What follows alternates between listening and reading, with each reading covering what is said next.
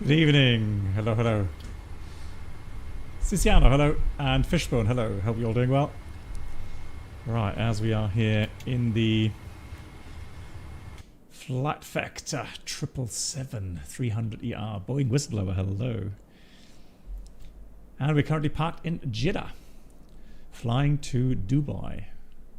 Flight time, 2 hours 25-ish.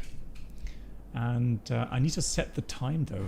What time do we have here? 12:46. Let me just set that. That's 15, 16. Yeah, we'll leave it out here. And Aviation Lifestyle, hello to you. Right, I've already started uploading the routing, etc. I'm going to disregard the performance in it. I'm going to rather take the load sheet here. Oh, you are, so Aviation Lifestyle, you're from Jeddah, nice. Man, I've been to Jeddah many years ago on the 747 IRL. But yeah, that is has been a long time ago. Right, let me just get the charts in here as well. And so zero fuel, wait, we've already finished loading, guys. The thing is, we've got to be getting airborne within the next 25 minutes to make it on time to Dubai without them having to do any overtime, which I don't expect, so we'd rather be on time. Right, 204.6, takeoff weight around 233.8 minus taxi fuel. Reserves, let me just get the Navigraph chart out. Hey Yoda, wie geht's? Haven't seen Mark yet. Man, that was a tough game yesterday. Ay. So reserves, oh yeah, the alternate is, hang on, that's not right. Geneva? No. That can't be right. Katalysator, moin. Abiyama, hello to you. Gute. And Nizam, hello. No, not really Nizam, because I've been lucky enough to work, you know, for a big airline, Lufthansa, with great career options. So yeah, never had any ambitions to change. Right, so flight plan. The alternate is Abu Dhabi, and we need 3.3 tons. Let's round it up to 3.4. Oh, I actually have a. I'm stupid. I've got a an MCDU, but I don't have it set. Let me just fetch that in a minute. Actually, let me fetch that now, really quickly. It's not coming home, Fishbone. No, that's what I said to Yoda yesterday. Oh, I felt sorry for England. Give me a second.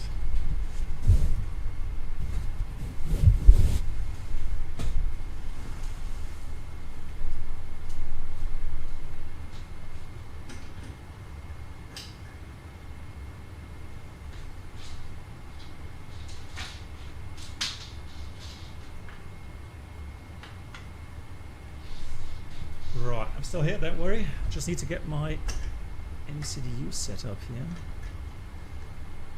Which side though? Let me set that here. Hopefully that works.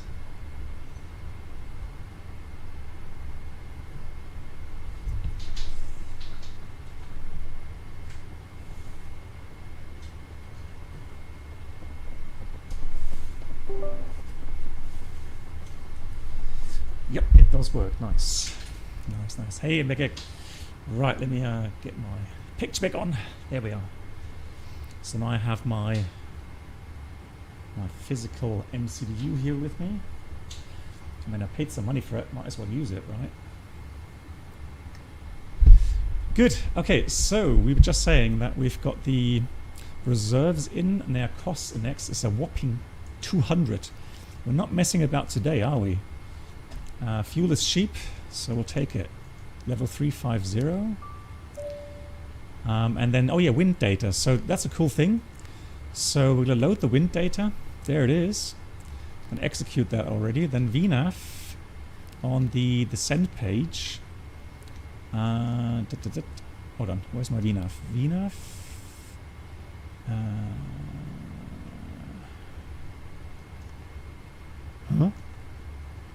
Where's my VNAV page here? Oh, FMC.com. There we go. Descent forecast. That's where I'm going to go. Let's go load. Here we go. All right. Well, that's in as well. Fantastic. Cool. We do have control here, so I'll tell you what we'll do. We're going to go fetch the latest ATIS. ATIS Bravo 1500 Bravo. Zulu.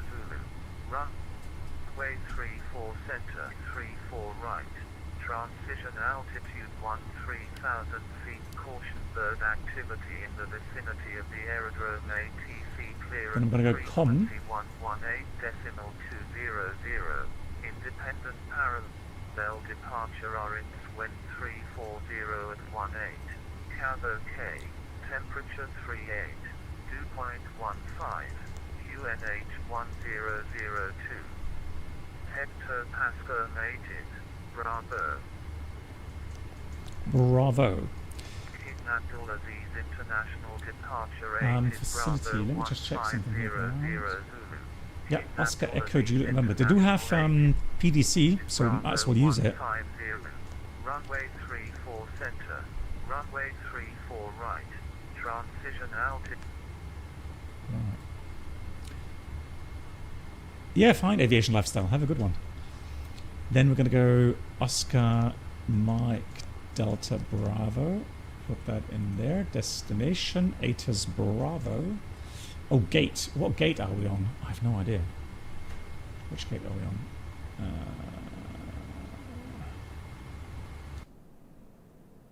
We are on Bravo 12. There we go. So we're going to go Bravo 12. And then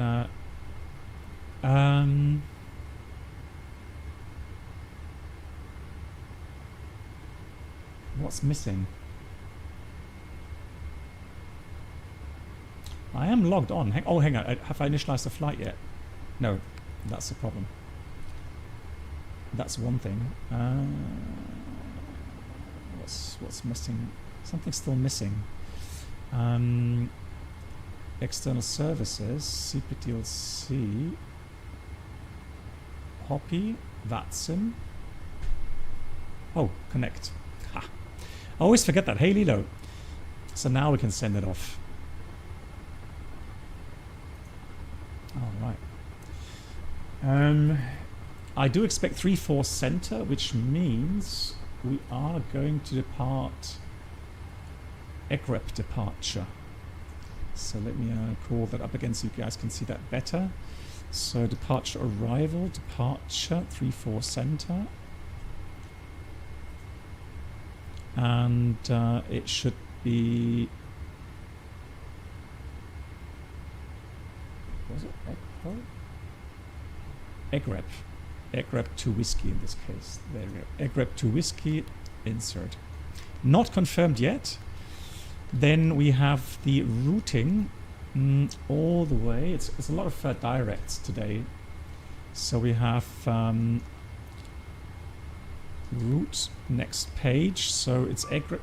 Oh, there we go. Let me just fetch the large message. Let's go com. Let's go new messages.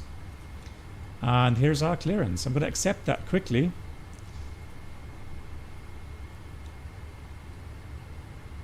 And then let's have a look. Flight information. ATC. Review. Received. It's being processed.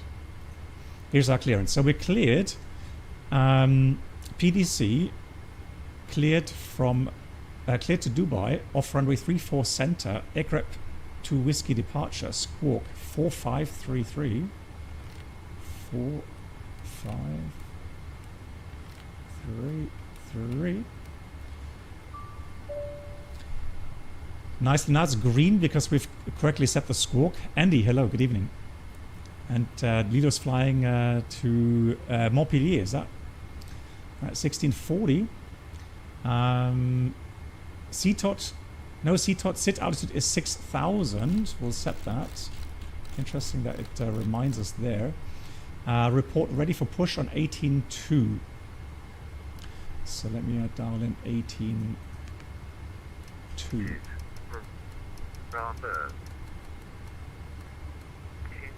Nice. Right, then let me also have a look here quickly. That was the last message, and that was clearance received, clearance confirmed. That closes the loop. And now let me have a look. The arrival into Dubai, and we are expecting, I don't know, it says 30 left here, but the wind was more from the east. So I think we are going to get a different runway. We are going to get runway 12. So I'm going to go with 12 right. And the arrival, Laurit 1 Echo, transition Rerek. Okay, let me just check that. While we have the charts here.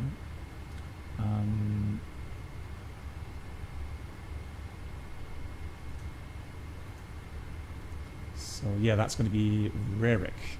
Right, let's do that as well. 2 hours 25. And if you want to fly along, exclamation mark route shows you my route. Good. Let me then have a quick look here. Press something now. Right, let me just quickly go into plan mode here. And then let me also put this away. We have a bit of time in flight to check the whole routing, but just to go make sure it's closed. That looks good. Yeah, S curve, typical delay arrival curve, but that looks all good, including this approach. Nice.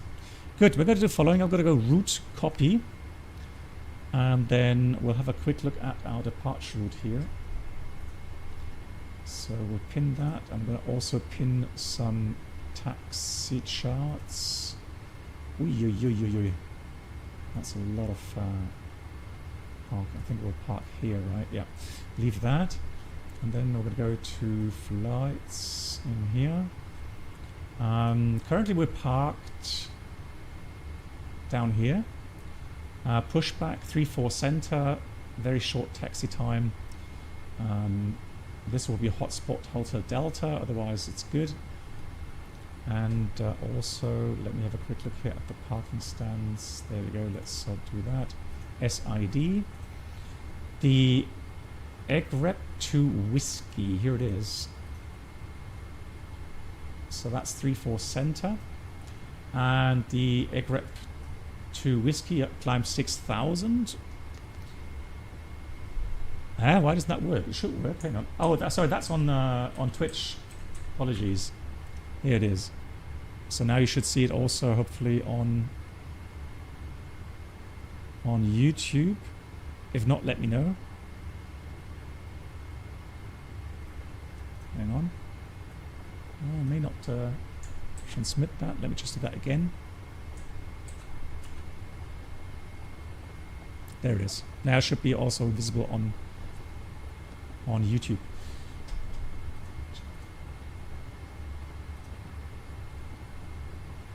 Yep, that is transmitted. Fantastic. Okay. Good. And routing, we said. So it is climb on 336 degrees initially. Juliet November 254. Then 276-383. Turn right, Ralvi, Juliet November 520, at or below 13,000, correct. And then it is next to Egrep. So we have a restriction here initially 6,000 at this one here, unless ATC tells us otherwise. And then we have to be at Egrep. Juliet November 520, 13,000 below, unless ATC. Assalamu alaikum. Is that how you write it? Assalamu alaikum. That's the first time I've never seen it written. I've always heard it only, never seen it written down.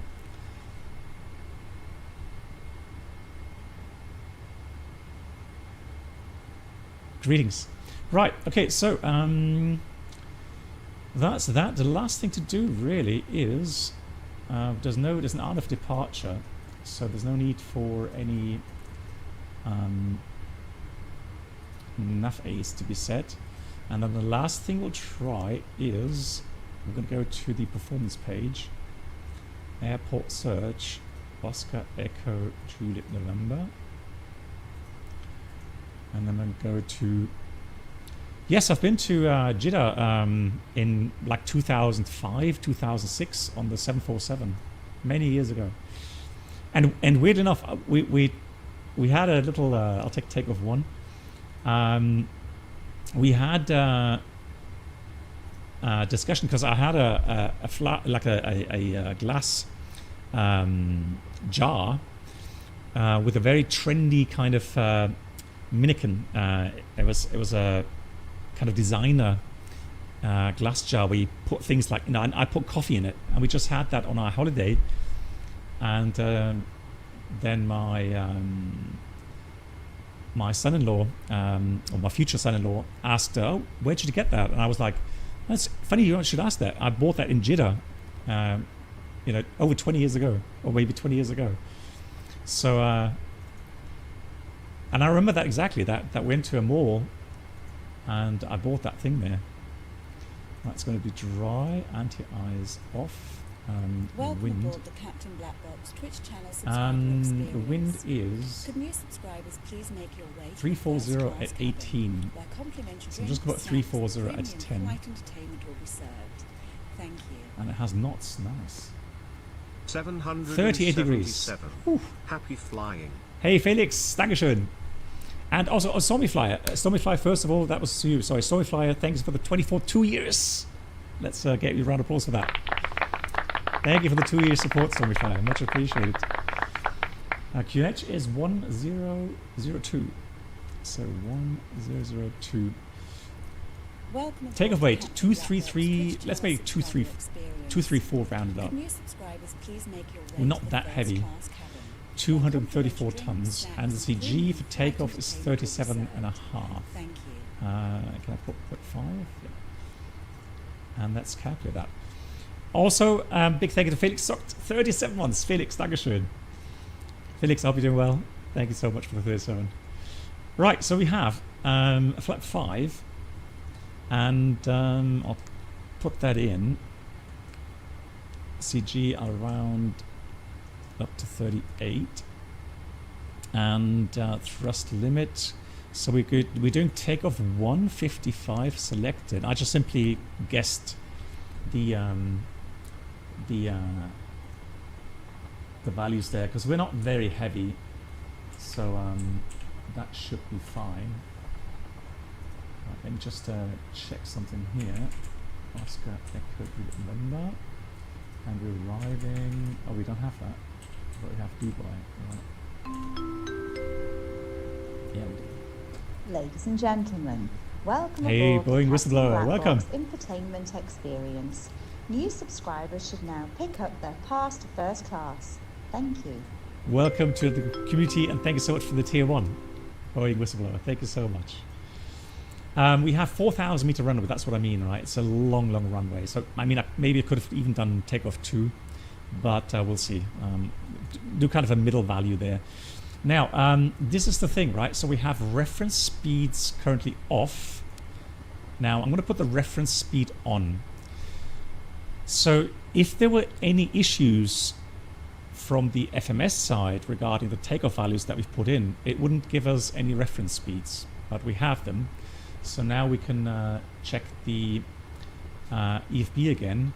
Now here we have a lot higher speeds, and this is the thing I'm always kind of wondering about, you know.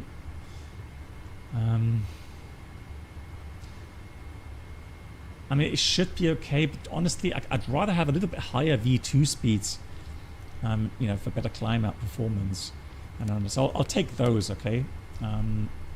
41, 50, and then 63. We'll take those. Right, and that completes the preparations here. What time is it? Oh, we have to go. And Felix, you're well. That's good to hear.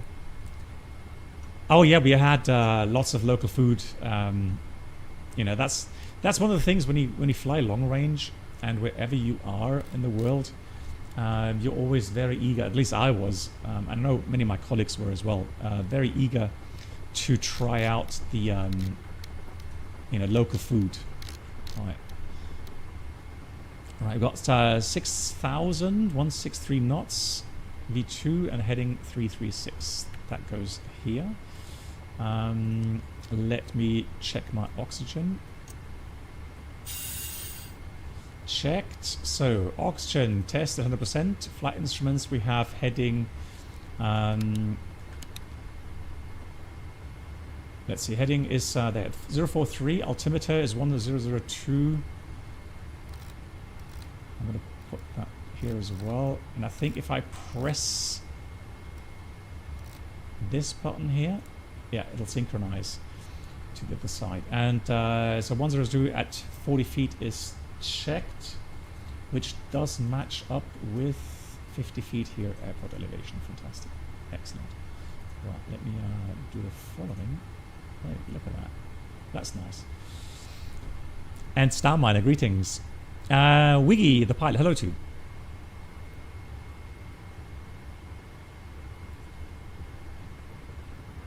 Yeah.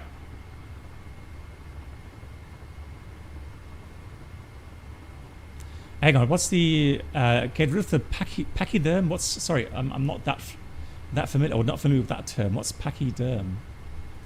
Right, pre-flight checklist complete. Next would be before start. Right, let's get all the doors closed. So let's get external service.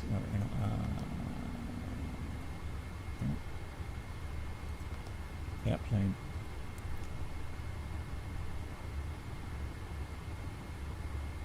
How to get rid of I get you now with the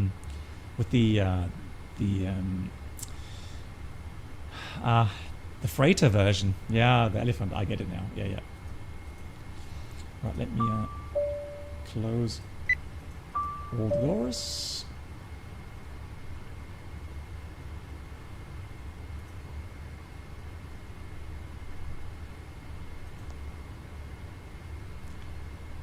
Right, and then what's the doors? Where's my ground service? There we go. Right, I'm going to check the parking brake is set. I've got to clear out the messages here, and then we are going to, oh, the APU, haven't started the APU yet.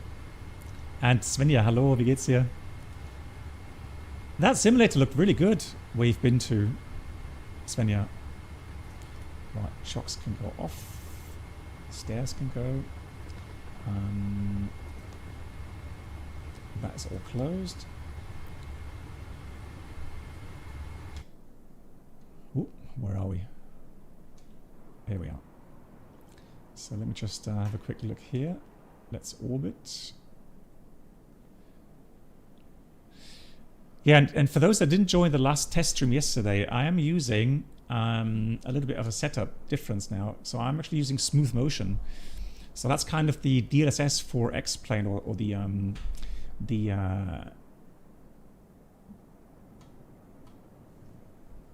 yeah, because you can't use DLSS here in X-plane. So with the what's it called? The graphics driver here. You can only use smooth motion. The Vulcan engine, that's it. So the Vulcan engine, you can only use smooth motion, but it does the same thing. So I've set it to 30 FPS, and it doubles it to 60, which is matched to the VSync, and you can see it's just so smooth. Love it, really nice. Right, APU generator on. That needs to go on as well. Now we can get rid of the external power. And then we'll have a look at the flight deck door. Where is it? Is it closed? That is closed, so let's have a look.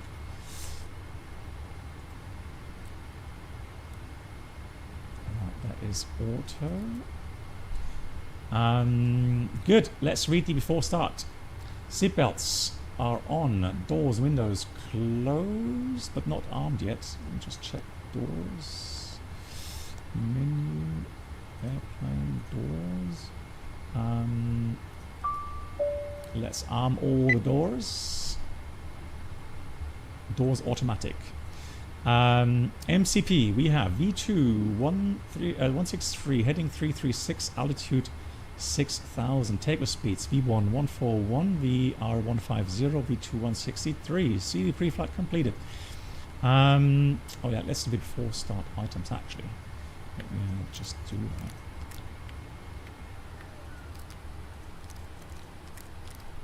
I usually have a co-pilot that does that for me. Beacon, let's put the transponder on.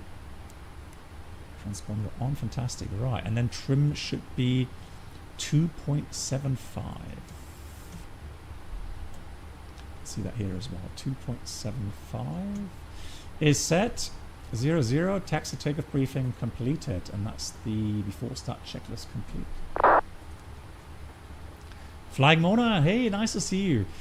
So Mona, I did post your hardware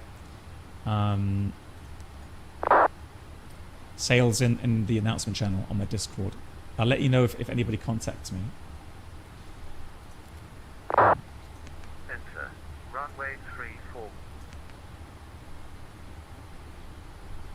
So let me just check the ATIS one more time. Information Charlie. Still 1002.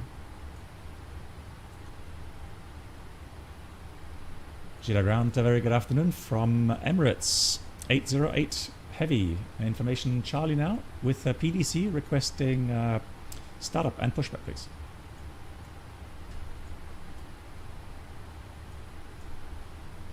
Emirates 808, Jeddah Tower, hello. Ground is online, I believe. You should contact 121.6. Okay, sorry for that. Right, so I just blindly Runway 34 center. Runway 34 right. did what the Transition altitude clearance said. 3,000 feet. But that was An wrong. activity in the vicinity of the aerodrome ATC.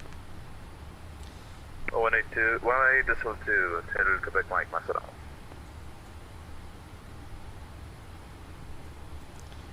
Jeddah ground, good evening from Emirates 808 Heavy. Stand is Bravo 12 ready for push and start. Emirates 808, Jeddah ground, very good evening, push and start approved, facing south on Kilo Alpha. South on Kilo Alpha, start and push approved. Emirates 808 Heavy. Right, so let's see. Hold on. Let me just have a look here. Kilo Alpha.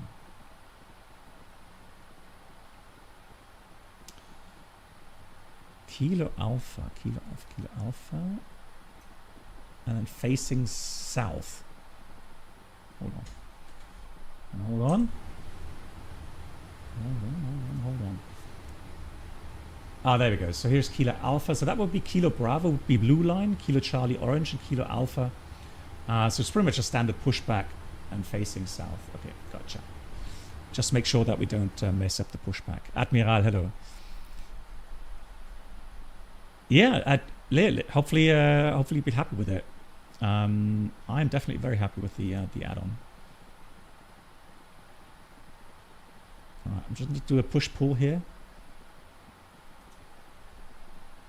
Ground to cockpit, plan acknowledged. Call me through the menu when you are ready.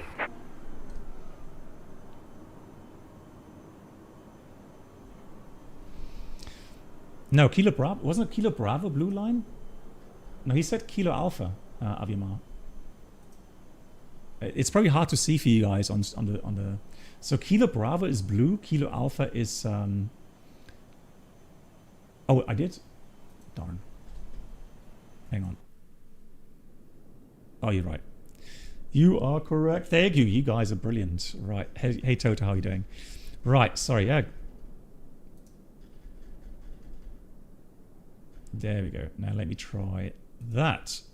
That's better. Ground to cockpit, plan acknowledged. FO caught Call it. me through the menu when you are ready. Brilliant, you guys are excellent. Excellent. Right, and then let me see. Ground to cockpit, tow is driving up. Fantastic. Oh no, my view. Oh no. Hopefully that works again. Let me just check here. Hello. Right. Oh. Okay, all doors and hatches are closed. Ready to connect. Hope the restart works.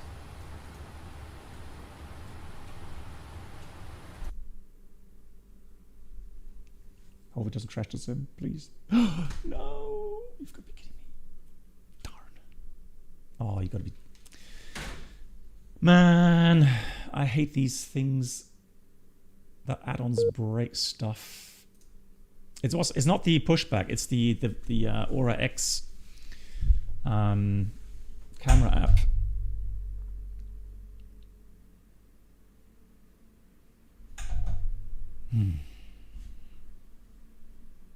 Now we did have autosave. Yeah, there is autosave, so we'll do that.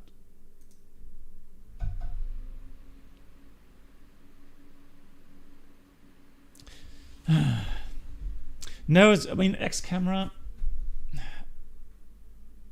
I mean X camera isn't bad, but I do prefer Aura X. But it's kind of weird. Why does it suddenly freeze the controls? Like suddenly I can't use the viewpoint. So the add-on or the hardware add-on I'm using to change viewpoints. Why is that?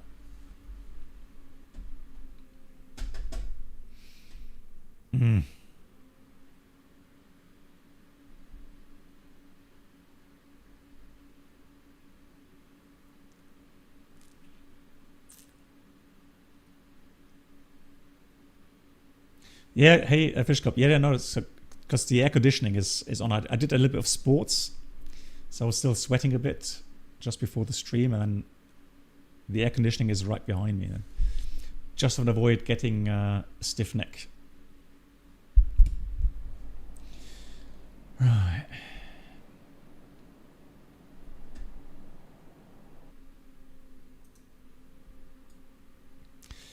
So let's see, menu.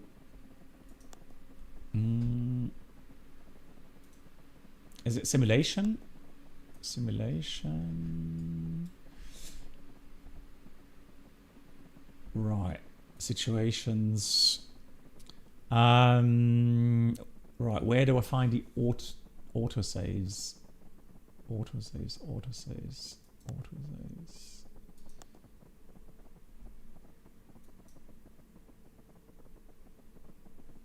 Has anybody ever done this here?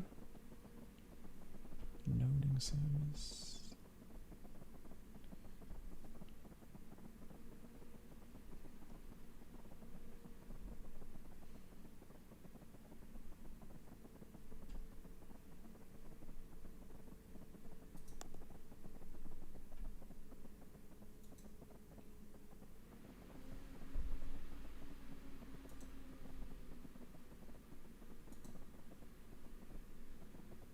Oh no. Oh, he's gotta be kidding me.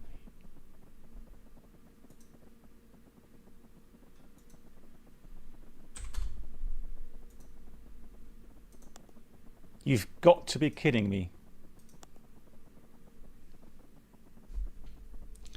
Right.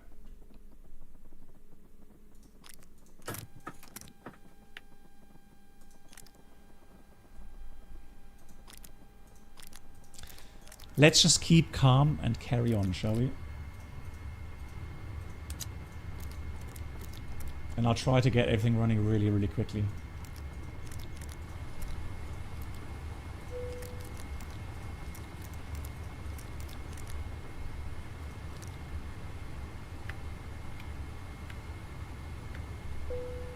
Grunt, okay. Oh.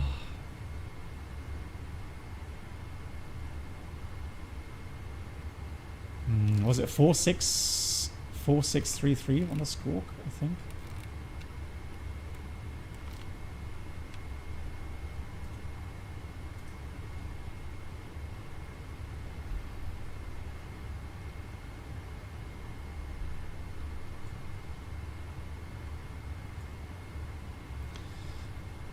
Turn off real time and loading up. Turn off real time and loading up. Simulation.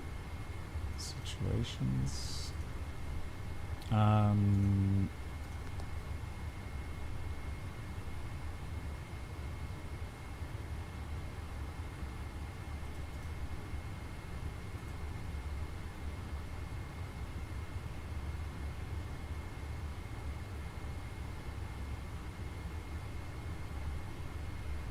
Well, that should be set, right?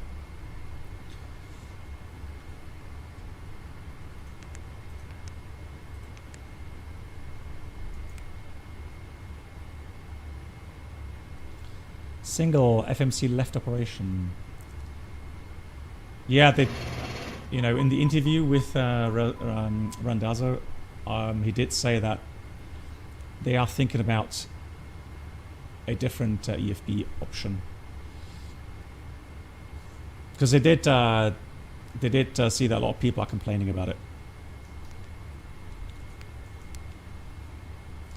So let's go menu, initialize the flight. Then we're going to go to external services, Navigraph, get data. Then we're going to go.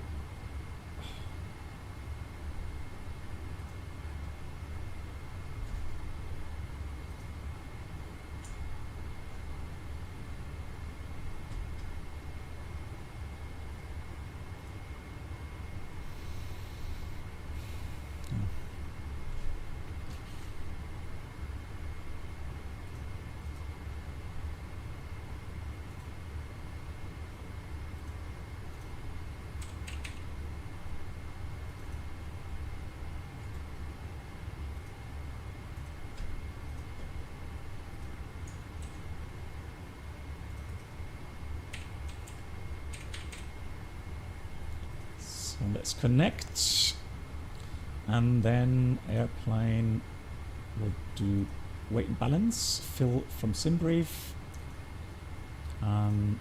Let's load the aircraft accordingly. That's good, that's good, that's good. And we'll do route request. It just takes a while. It simulates real life, so it just takes a few seconds to load. I'm going to start the APU here. And again, we'll set up everything as quickly as possible. We've done the briefing, so all we need to do now is just get the items done. Iris alignment done. Ground was, let me just check, was it 8? It was 21.6, wasn't it?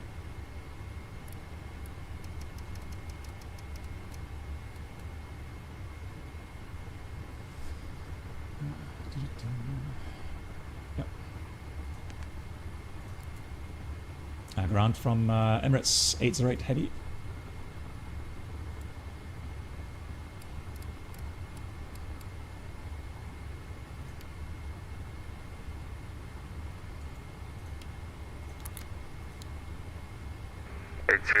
Heavy, go ahead.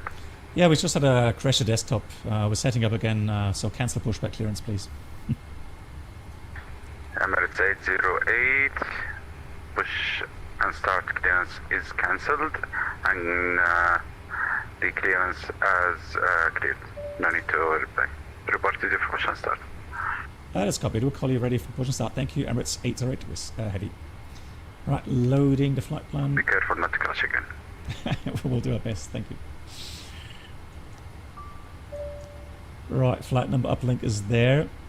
Departure arrival, departure 34 center, aircraft to whiskey. Then we have departure arrival. We'll try again 12 right via the lorry, and then that transition, route copy. Then we'll have that. We'll load the wind data.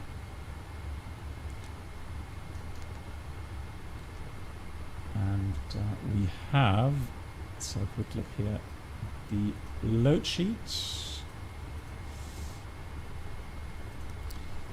So we have 0 fuel weight. Onboard, that's all loaded. Weight summary, there we go. So yeah, that's correct. So we have 204.6, 0 fuel weight, reserves 3.4. Cruise was, let me just check, cruise was 350. Yeah, I'll check that later, Tiziana, thank you.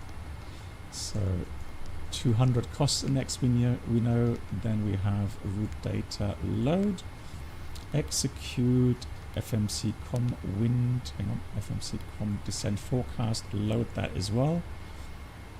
And then we do a route copy, takeoff, we have flaps 5, CG is still 30, oh now it's 40, okay, 40.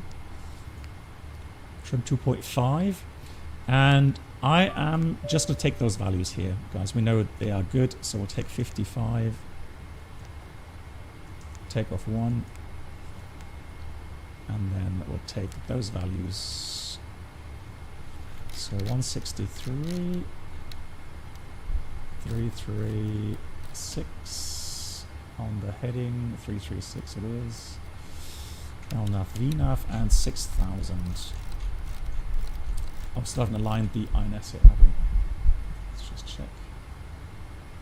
Yeah, they're still aligning. ODU on, APU is available, that can go off. Right, here we go, and we'll get the aircraft completely finished here. Oops, let's get that off. To the ground, sky Dubai 808, good evening. Shocks away. 808, interrupted again.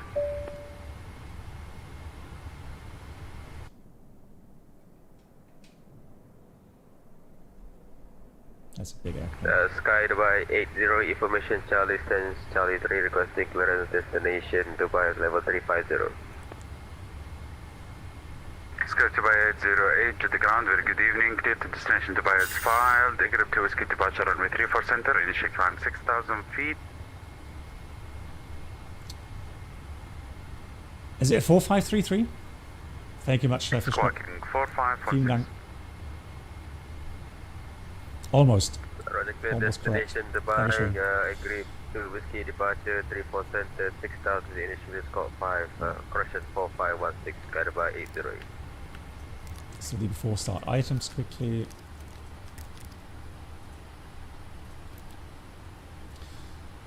Alright, just waiting for the INS to align. Hopefully that is finished soon. 002,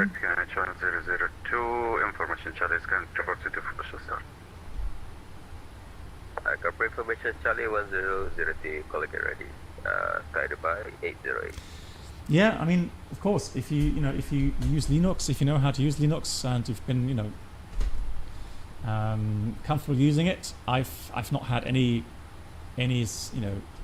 experience with Linux, so I can't say.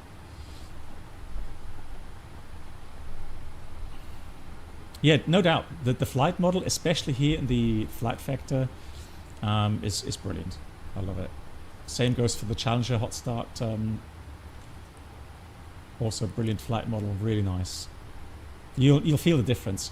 And yesterday when we did a bit of helicopter flying in DCS and X-Plane, same thing. And in Microsoft, the helicopter just flying, it just feels flying on rails. There's no big challenge flying helicopters in Microsoft FlightSim. So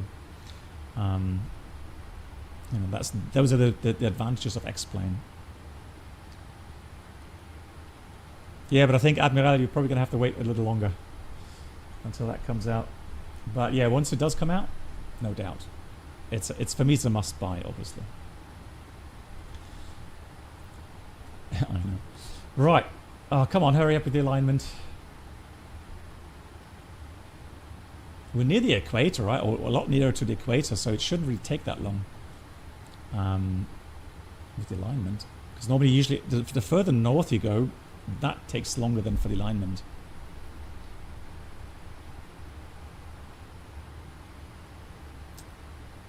Thank you much, Fishcop, for catching the problem with the yeah, so that the dashed out obviously because we don't have the alignment yet, so we're still waiting for that. No heading information yet.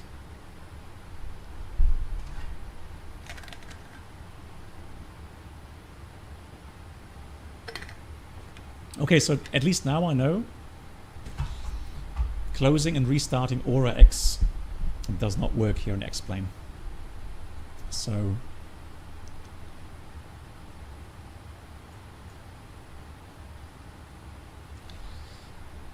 yeah, there's a demo. Yeah, that's correct. There's a free demo. Yeah, you can try that.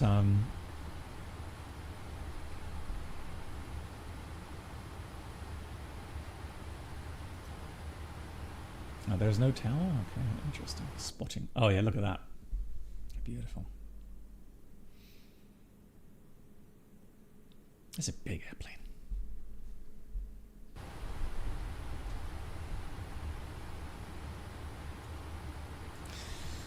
Yeah, I know what you mean, Toto, I know. Right, so normally the attitude itself, the alignment of the attitude should be quicker than the rest. With heading, etc. But I'm not sure how the real 777 does that, Toto. I would have to check that.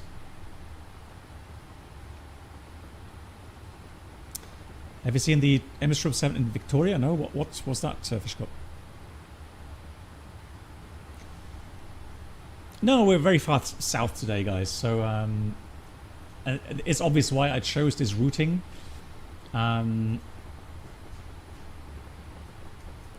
So we are south of all the areas there.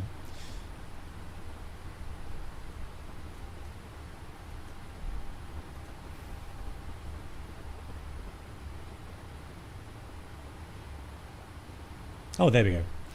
Good. So flight instruments, we have heading 043 and altimeters 1002, 50 feet is checked. Then let's read the before starts checklist. Seatbelts are on. We have doors, windows closed and armed. MCP V2 is 163, heading 336, altitude 6000, takeoff speeds V1141, VR150, V2 163, CD pre-flight completed. Trim is going to be 2.5 2.500 and taxi takeoff briefing completed. That's before start check. And Emirates 808 Heavy is ready. Start and push again on stand Bravo 12. Emirates 808 Heavy, set squawk 4534 please. Squawk 4534 is on. Emirates 808 Whiskey. Emirates 808 Heavy, push and start approved, facing south on Kilo Alpha. Alright, Captain. Push start approved, facing south on Kilo Alpha. Copy. Emirates 808 Heavy. I keep saying 808 Whiskey because I had to enter the call sign.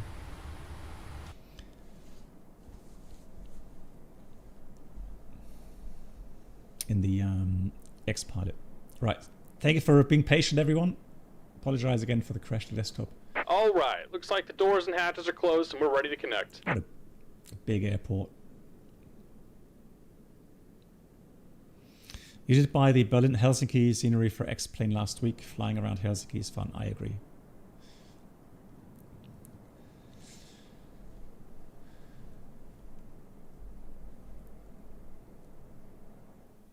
Yeah, Felix, and that's the thing, isn't it? You know, we always whine about the fact that, yeah, we don't have a perfect simulator. But, I mean, the good thing about X-Plane is they are quickly improving on these areas, you know, performance, visuals. And in parts, I would say that in parts,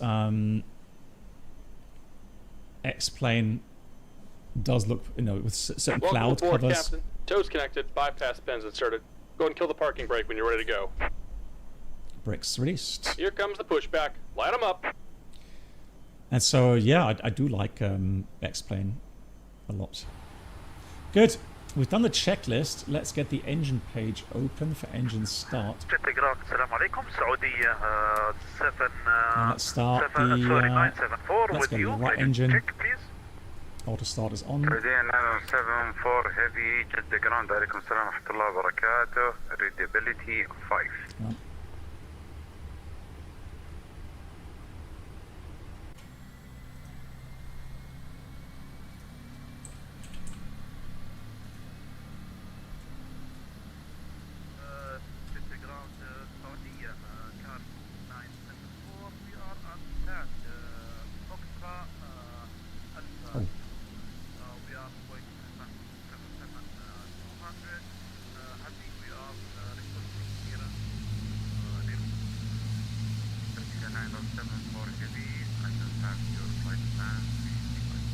Why can't I change the volume here?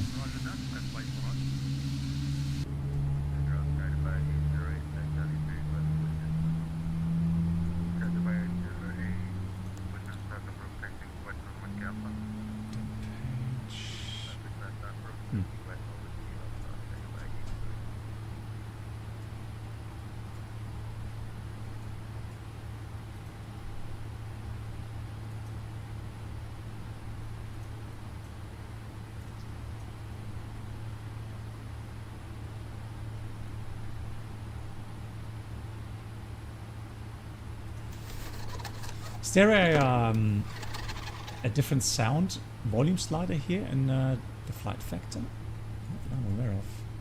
And let's start left engine.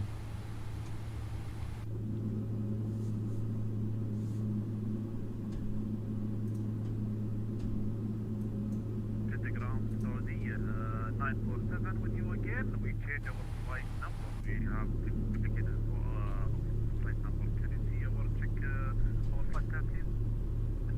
947 heavy, stand by your number 1 for clear.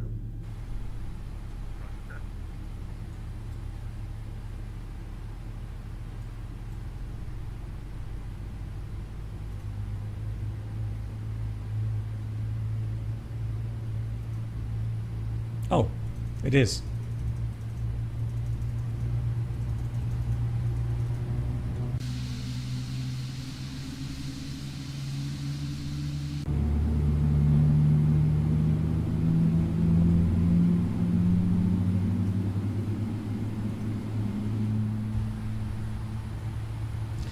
Yeah, let me know if it starts getting too loud again.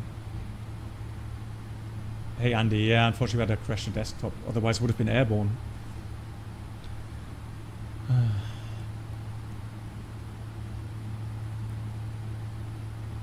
Right, let's do the before taxi items, flaps 5. Just about done here. Go ahead and set your parking brake. Brake set. And we're disconnecting the tow. Give me just a moment. Thank you. Right, then cancel recall. TCAS off is correct. And we'll do a flight control check. Fall up, fall down, fall left, fall right. Rudder, fall left, fall right. Neutral.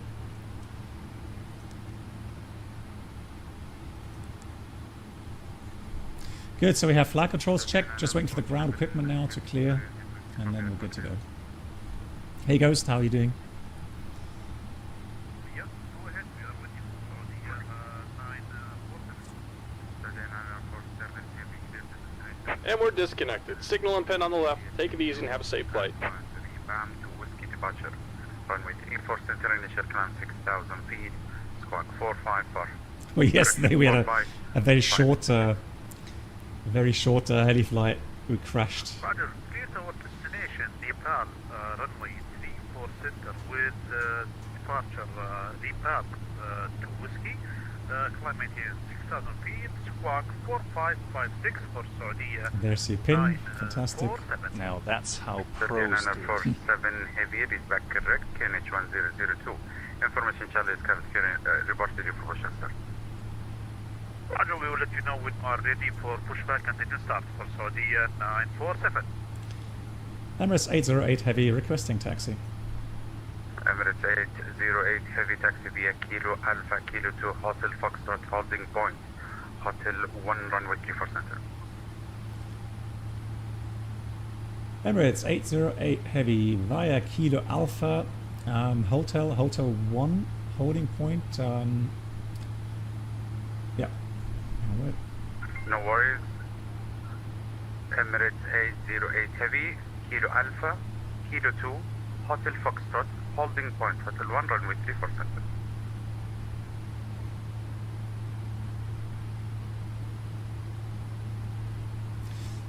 Okay, yeah, that's I'm missing my Foxtrot indication on the charts. So Kilo Alpha, Kilo 2, and then I guess the middle section is Foxtrot, and then Hotel 1 holding point 34 center, Emirates 808 Whiskey.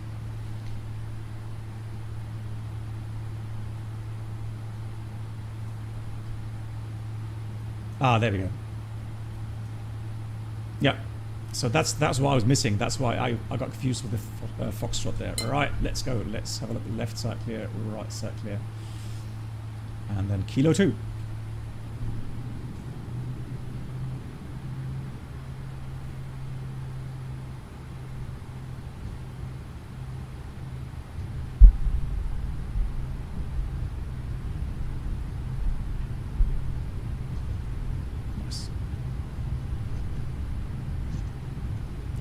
I think I was zoomed in max, wasn't I? Yeah, that's maximum zoom. So that's why it's not showing there. Nikki, I mean, for medium jets, you can go up to 30 knots. The heavy jets, they don't like when you taxi too fast. It does put a lot of stress on the tires, and so on the heavies I would go 20 knots, max 25 maybe. And then in turns with the heavies, max 10 knots, especially when you have like a 90 degree. Dubai 08 taxi via Whiskey Alpha Whiskey 1 Whiskey Hotel holding point. Hotel. All right, let's see if the charts here. So Kilo 2, where's Foxtrot? Oh, there we are. That's the Hotel Foxtrot there.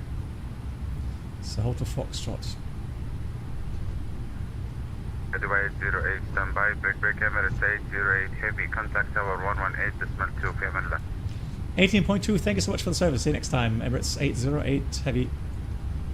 Pleasure to serve you. Break Dubai 808 taxi via Whiskey Alpha. Whiskey.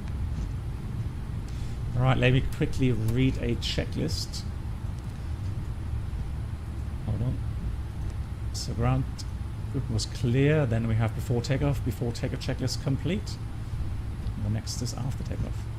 Jeddah Tower, good afternoon again from Emirates 808 Heavy, approaching 34 center, ready for departure. Yeah, Avimar. Emirates 808, Jeddah Tower, hello, line up on red on the 34 center. Line up and wait, 34 center, Emirates 808 Heavy. Approach sector is clear. Packs remain on. Cabin crew prepare for departure. TCAS is on.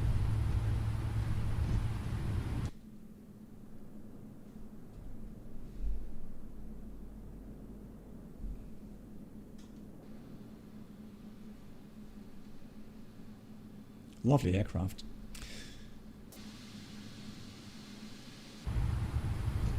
Approaching 3-4 center.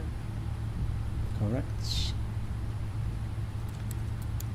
Oh, this should go.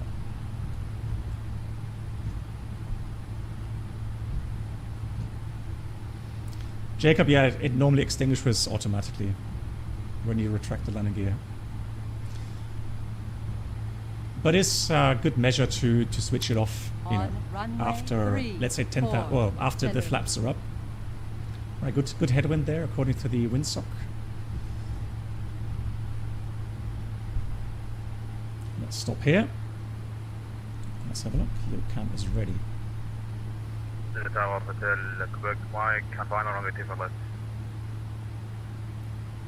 Okay, Quebec Mike. Well, almost. 350 degrees, 16 knots, runway 34 left, gate land, vacate right. Oh, hang on, that's not that bad actually. Almost nailed it. Yeah, you're right. Land, vacate right, enable, Hotel Quebec Mike.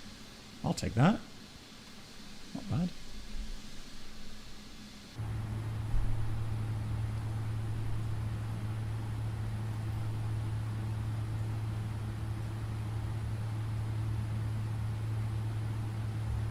Yeah, exactly. Line up and wait means you line up so that you're ready. Once you get the clearance, you're ready to go.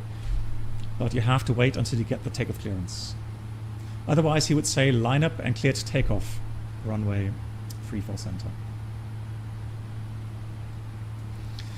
Good. Elapsed time will go automatically. There's no need to start any clocks.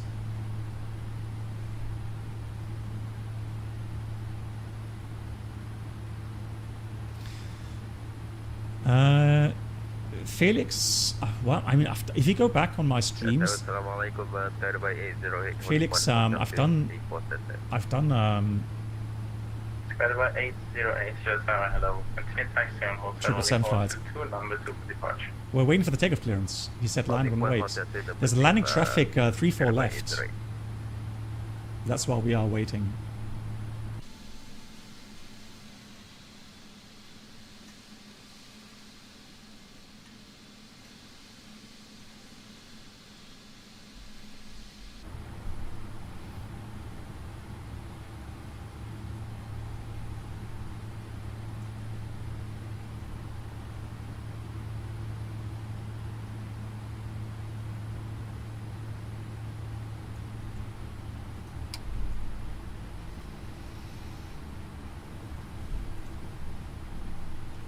Emirates 808, surface in 350 degrees, 16 knots, runway 34 center, take takeoff.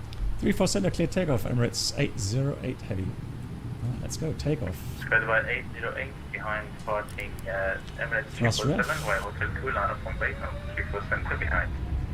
Yeah, departing 777, line up, runway 34 center, Hotel 2 behind, Thrust is set. 80 knots checked.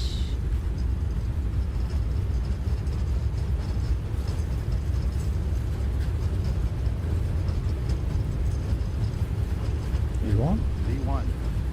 Rotate. Ooh. Oh, that's right. Gear. Wow, that was very light on the wheels there. Strangely rotated that fast. Normally it doesn't rotate that fast. Right. Thrust ref, enough speed.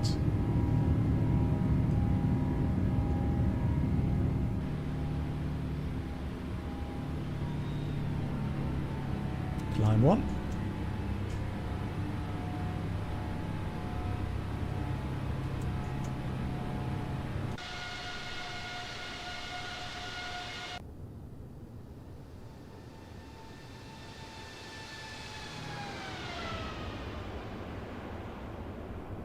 Emirates 808, not for the ATC, unfortunately. My family did want to the spread, have a flight. 122.8. Thank you so much for the service. See you next time. Emirates 808 heavy. Bye. Thank you for flying. So let's get the autopilot on. Flaps are coming up. Welcome to Jeddah. Continue taxi north by Bravo. Contact ground 121.6.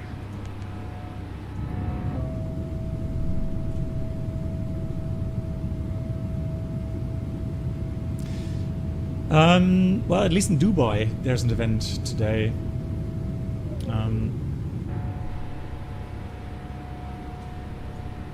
Let's get the lights off here.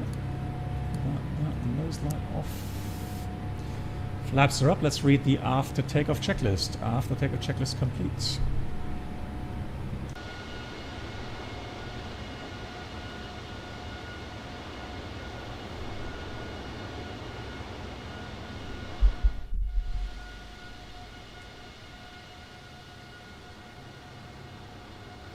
so much smoother now with smooth motion. Very nice.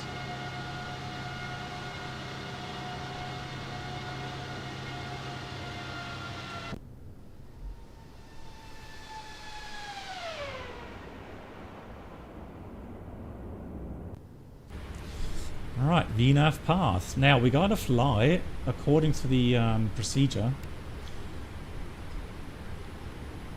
So we are going to maintain 6,000, but we are going to dial in 350.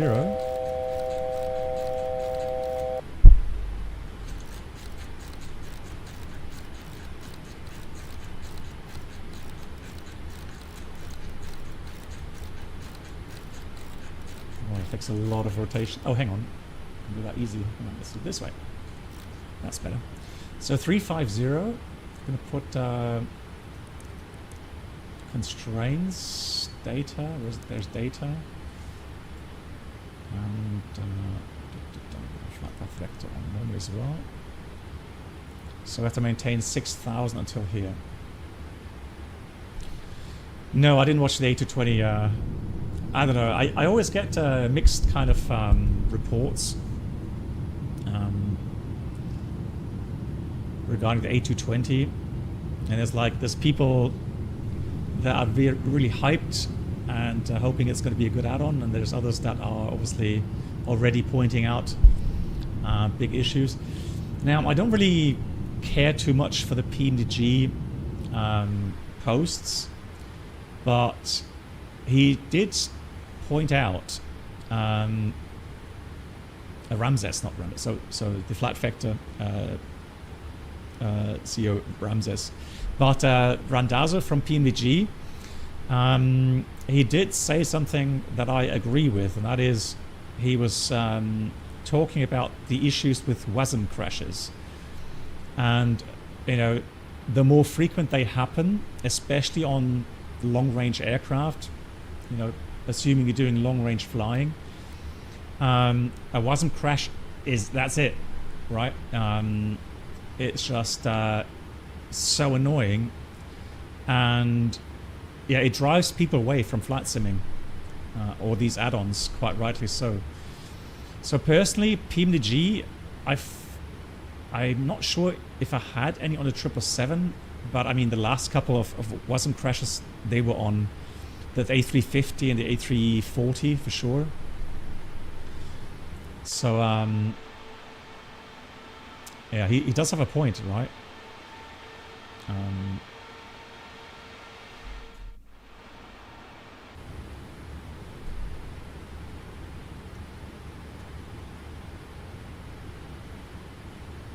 That's true, not explain, no.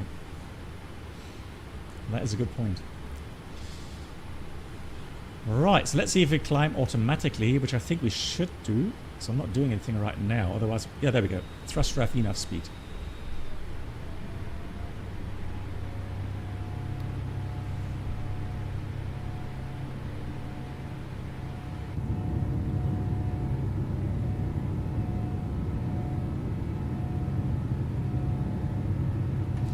Yeah, should be an interesting flight over the desert today.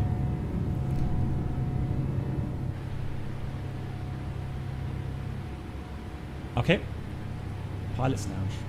Roger that. Let me just check. And you want to see if that's pilot-induced oscillations. Okay.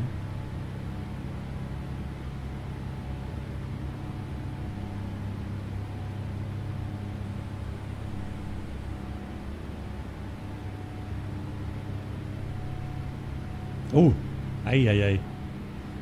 Yeah, absolutely. Wow. What on earth? Jesus. Even the nose gear touchdown at some point, right? That should have been a go-around, honestly. Oh, it is a go-around. A bit late. Yeah, but they did go around in the end. But, yeah, definitely pilot-induced oscillations. Unless they had a flight control issue, which... I find very unlikely. Well, there we go. Alright, so we've got 10,000. It's nice and smooth. Let's get seatbelts auto, lights are off. And let's continue.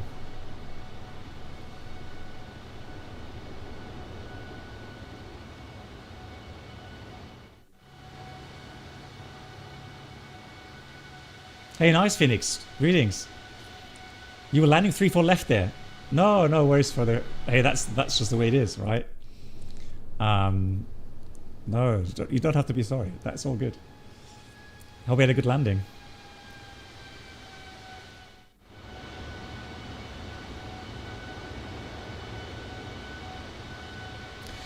I agree. X-Plane is... Hey, Ted. X-Plane is stable.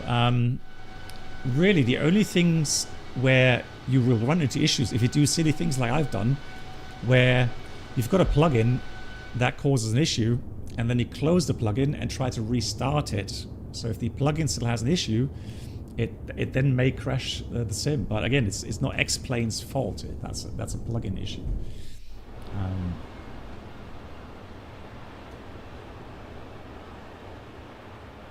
Ted, how are you doing? Nice to see you. This plane is so big. It doesn't fit on the cinematic mode.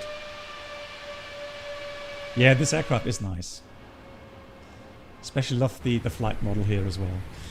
Right, and you can see with Cosnex 200, we're really flying fast. Now I'm gonna say there's no traffic above us, so I am gonna go clear that restriction. So thrust ref enough speed. You can zoom out on the cinematic mode. Let's have a look. Cinematic. Options. Select shot.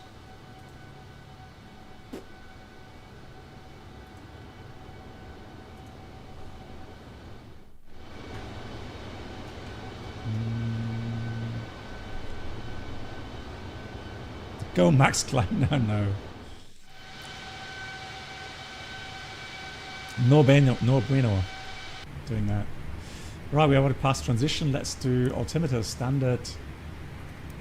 Set. Cross check 16,000. Right.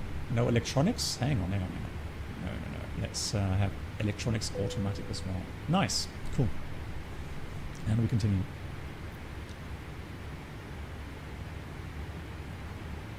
Are you sure with the cinematic? Maybe there was just the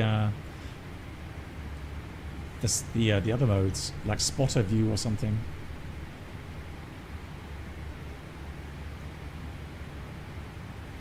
So I've flown over Saudi Arabia last year. I think it was last year. IRL. The story was, or was it 2 years? No, I think it was last year.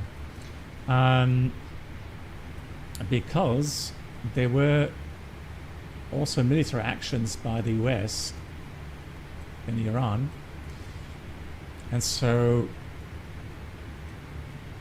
there was a lot of airspaces closed, and so we got a routing well south. I mean, that took us over Saudi Arabia and then up the Red Sea towards Cairo, and then Greece and so on. It was an interesting flight because at some point here we got a message from Operations Center asking us how much fuel we had, how much extra fuel we had, and we said, well, a little bit, like 20 minutes, but maybe 30. But they say, yeah, that they're closing off sectors more and more towards the west. So they expected us that we have to fly a lot further westbound before able to proceed northbound to Frankfurt. But that did not turn out to be correct, so we actually flew the flight planned route and all was good. But yeah, it's one of those days where things are unexpected, right? So you have to be ready for that. And let's have a quick look at the optimum level.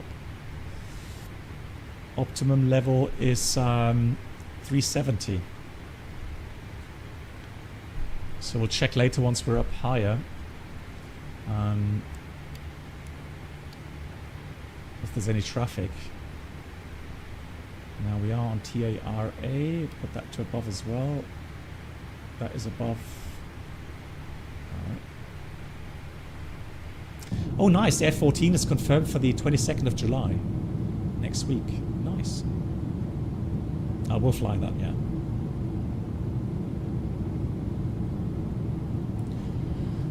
Yeah, Jacob, long-range flying obviously is very sensitive when it comes to extra fuel. The reason being is that let's take a typical 10-hour flight, and on the 747 as an example, if you take 1 ton of extra fuel, that extra weight increases your fuel burn by a certain amount, and it's apparently a rule of thumb was if you take on 1 ton of extra fuel as extra weight as well, you will burn half of that extra fuel over a 10-hour flight. So it's obviously, you know, not very economical to take on extra fuel. And so to my experience, you know, if things are doubtful regarding, you know, destination, weather, let's say, you would take on a bit of extra fuel, yes, but, you know, you wouldn't take on an hour of extra fuel, right? You would rather, at some point, you would rather take into account a diversion to refuel than, you know, taking on all that extra weight, if you can. I mean, obviously, depending on your loadout, then, you know, you may not even be able to take an hour of extra fuel. On the 747, an hour was like 10 tons of extra fuel. On the 777-300, it will be about 7 tons for an hour of extra fuel, right? So again, it's always, you know, a bit different on long range regarding tankering compared to short range.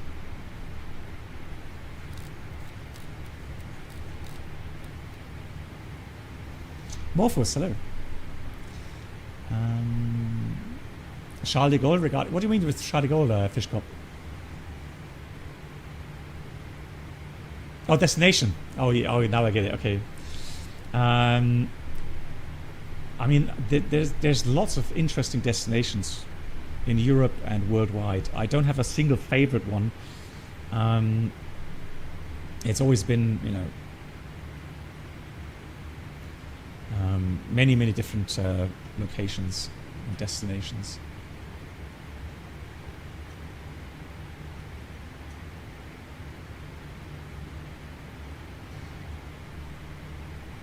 Lots of desert here as well. And I'm afraid that will remain that way for quite some time.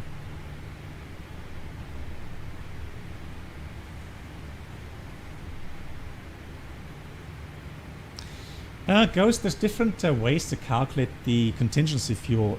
So on long range, I mean 5%, for example, here is 1 ton, but on a very long flight, what can happen is that you do a different contingency fuel calculation where you would take an en route alternate somewhere, and then only, let's say you're going from San Francisco to Frankfurt, you could take an en route alternate, let's say London, 1,000 feet to go, right? And then you would only take the contingency from London to Frankfurt, all right? And then there's also min-cons, I think 2% profiles, so that would help you then to reduce the amount of contingency fuel that you have to take. But of course, I agree, right? I mean, if you think about, if you have like 100 tons of trip fuel, and then you would calculate 5% contingency from that trip fuel, that would be 5 tons. That would be quite a lot, I agree. But again, I'm pretty sure that SimBrief offers you different calculations for contingency, right? Yeah, I think it was like 3% on the reduced. But let me just try to get a flight plan, simulate a flight plan going. So let's have a look here. Right, 350, fantastic.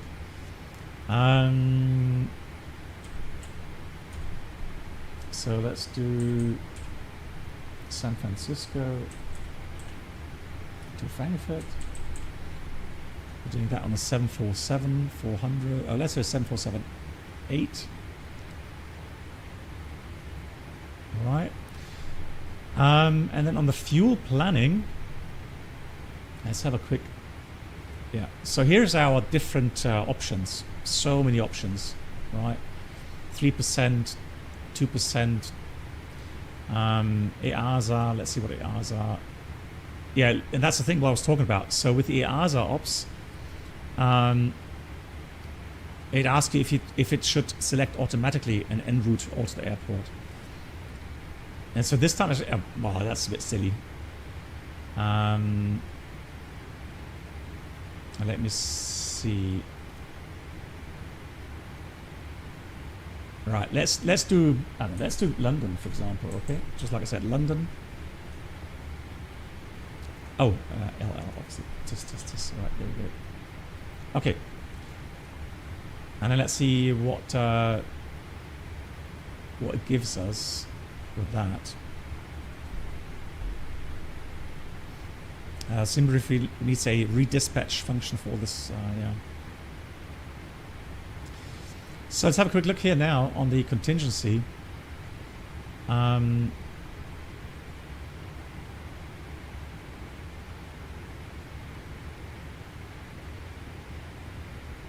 it says contingency is 3%. Now it does keep a minimum value, but I would expect that to be a bit less. I mean, that's 3% from here, isn't it? Yeah, that should be 3% from 92 tons. Which then is a basic con 3% calculation and not the en route. Yep, that is just simply 3%.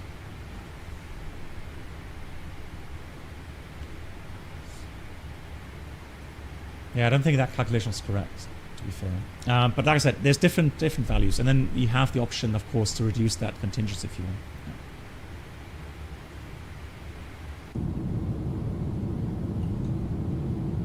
Yeah. Some clouds in the distance.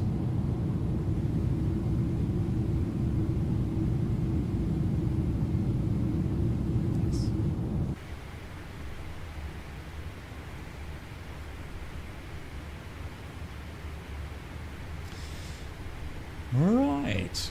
Okay, look here. Oh yeah, somebody was commenting regarding the progress page. Let me have a quick look here. So, I mean, it does give us progress, estimate fuel, and estimate time. I'm not sure why they were complaining, to be fair. So flight time is another 2 hours.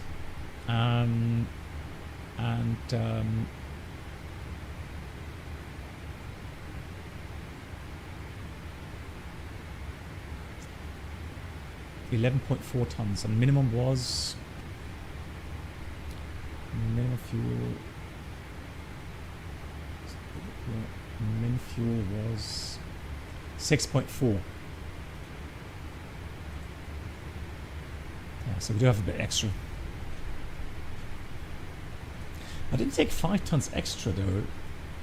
So what I did, well, I took 30. So it is. So if you look at the, because there's an event going on in Dubai, so that's why I took 30 minutes.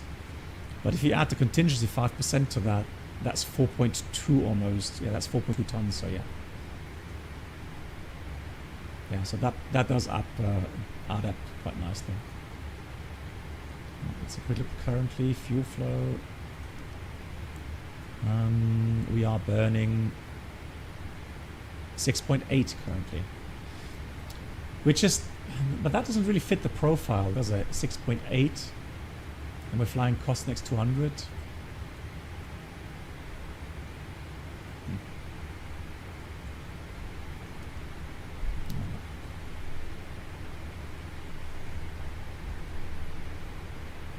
Oh, that's something different. No, Lufthansa does the same thing. So they analyze all the flights for the routing for your flight number, and so they have a huge database with how much extra fuel the aircraft took on and how much extra fuel was actually used on that flight. And then you have a very nice indication. So it'll tell you on the flight plan, let's say it analyzed 130 flights, and on average for your flight, the aircraft used, or the flight used maybe 200 kilograms less, right? And so that way the pilots have an indication if there's no other occurrences like forecasted thunderstorms or fog or something. So if there's no other disturbances expected, then you could look at the analyzed contingency fuel or analyzed extra fuel, and then if you see that on average on all those flights, the flight used 200 kilograms less fuel, then you would be inclined to maybe not take any extra fuel at all, right? But that's a very nice feature. It also tells us, it tells you how much extra you would need on, with all those analyzed flights, if you want to have a 99% chance. So 99% of all the flights, and have a look at what the maximum used fuel was on those regarding extra fuel. It'll take that into account, and also the 90% threshold. So yeah, you have some good indications there in that regard. In terms of doing what if you manually select automatic disarm?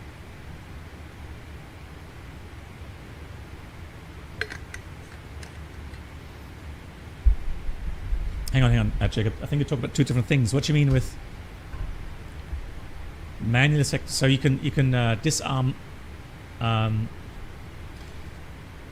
the auto brake manually here, of course, right? It'll give you the auto brake message, and then the same thing if you use your brake pedals to kick out the auto brake. It tells you the same thing. It'll tell you auto brake just auto brakes as an amber caution there. Yep, exactly. Ghost, yeah.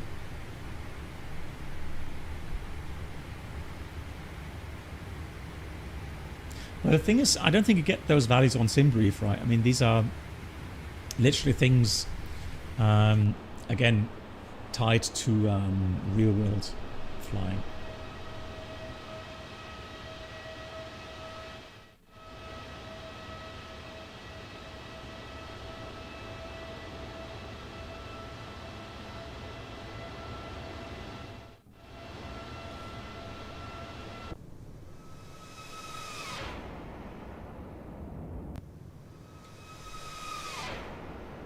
Is fast. You can get it on BA Virtual since they have their flights logging client. Okay, that's interesting.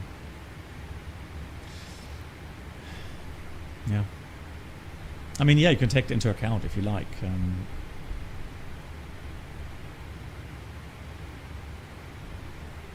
Yeah, I wish the cinematic you could do the. Oh yeah, the cinematic you can change the time.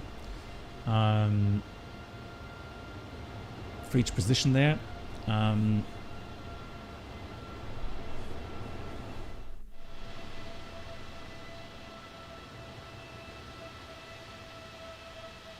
But unfortunately not for the flyby. They can't change things.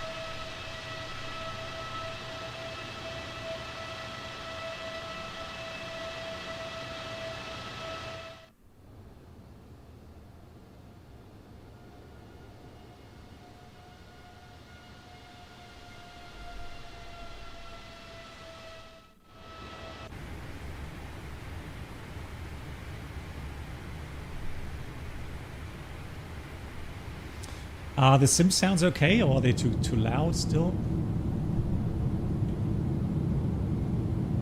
it's bright, isn't it? Actually, we could maybe take on some sunglasses. Oh, there we go. That's a bit better, isn't it? Sound is okay, thank you.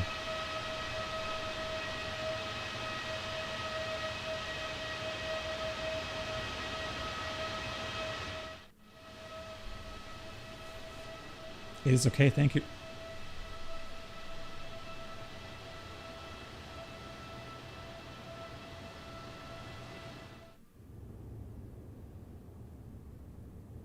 Wow, just lots of desert. Cockpit shade on. Yeah, exactly.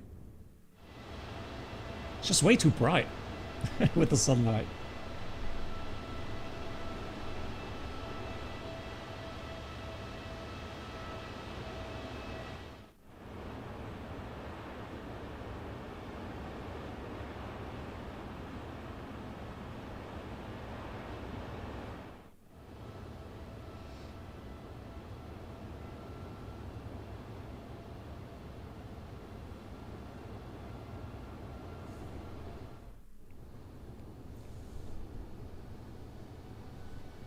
Oh, go set. Thank you. Hang on, let me have a look at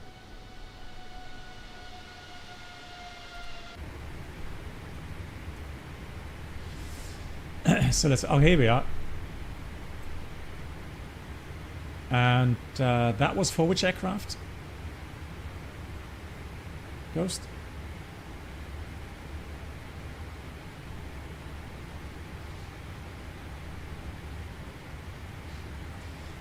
So yeah, his cont 95%, there's cont 90%, obviously there's a bit less, and cont 99 will be a lot higher.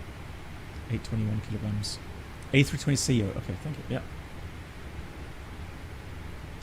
Now that's interesting. If I see, I'm just wondering, I mean, you know, it says extra reason. You know, why would, or discretionary fuel, right? And the reason why, you know, the captain would have to fill in the reason for taking on extra fuel.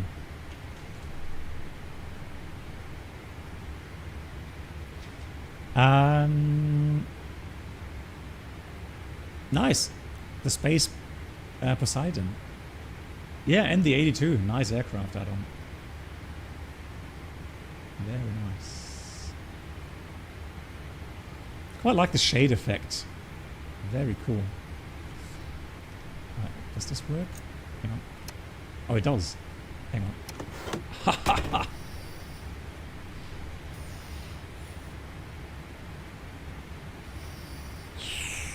Darth Vader. Lovely. That's pretty cool.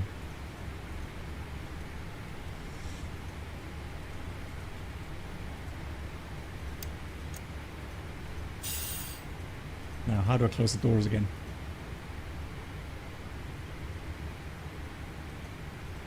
There we go.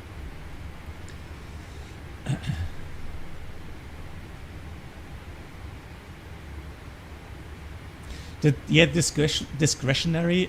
So extra is usually now for things like, let's say you have an operative electric generator and you have to use the APU throughout the flight as a backup electric generator, then you would have a look on, you know, how much extra fuel that costs according to the MEL, and then you would put an extra, you would say, you know, 200 kilograms, reason, MEL APU, for example. And then discretionary, that's now the area where the captain would fill in if he or she wants any extra fuel because of thunderstorms, let's say, at destination, or fog. You know, that would be discretionary fuel. Yeah, so FENIX, in simulators, I mean, not every mission, but I would say every 2 years at least, there would be a scenario with, you know, smoke, fumes in the flight deck, or rapid decompression, and that's why we trained to quickly put on the oxygen mask and fly and communicate under the oxygen mask. Now, you can imagine, so the thing is this, one of the big issues with the oxygen mask is normally we have the interphone switch on, right? So that we, you know, if you have a normal boom mic, normal headset, normal boom mic, so that, you know, it's your microphone is always hot wired because you have noise compensated headsets on. The problem is now, if you have that on interphone, there's also a microphone in the mask. And then if you have that on interphone on all the time, your other pilots would hear you breathe really loudly. I'm not joking, it can really blow your eardrums out, it's that loud. So which means you would have to put this onto interphone off, but every time you want to talk to your pilot, your other pilot, you would have to use the push to talk button on the rear here. So it's a two-way switch. The top part would be to contact ATC, and then the bottom part would be interphone. But of course, you would have to remember to press it if you want to talk to your other pilot there. So communications is already extremely difficult in these situations. Now, imagine having a smoke scenario like the Swiss flight had. They had such thick smoke in the flight deck, they couldn't even read the checklist anymore. So you have a paper checklist regarding smoke, fire, fumes, and back then it was written obviously in normal capped letters, right? And then the pilots couldn't read the checklist anymore. So one of the improvements that came afterwards was that the smoke and fumes checklist has much bigger letters written on it. The UPS 6 as well, okay.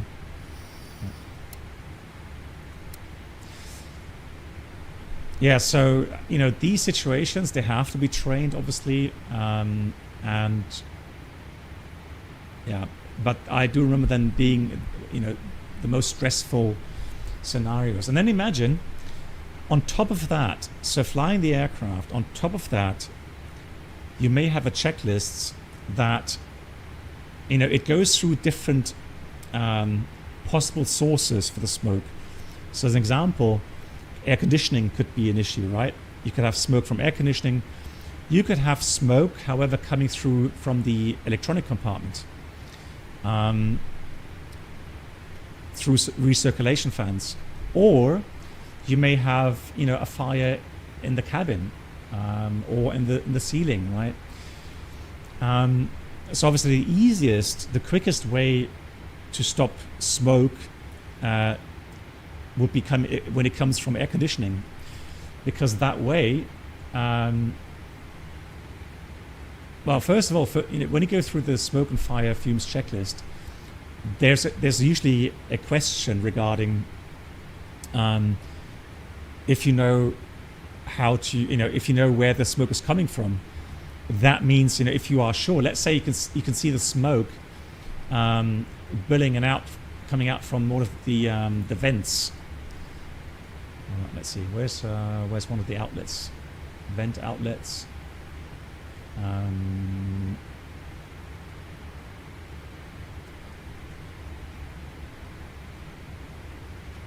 Yeah, normally you would have where's a gasper fan? Don't we have a gasper fan here anywhere? How strange. Oh, there we are. So, you know, if you see smoke coming out of the gasper fans, right, beside the tiller, okay, let me check.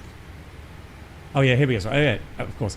So let's say you've got smoke coming out there. Obviously, you know it's from the air conditioning, right?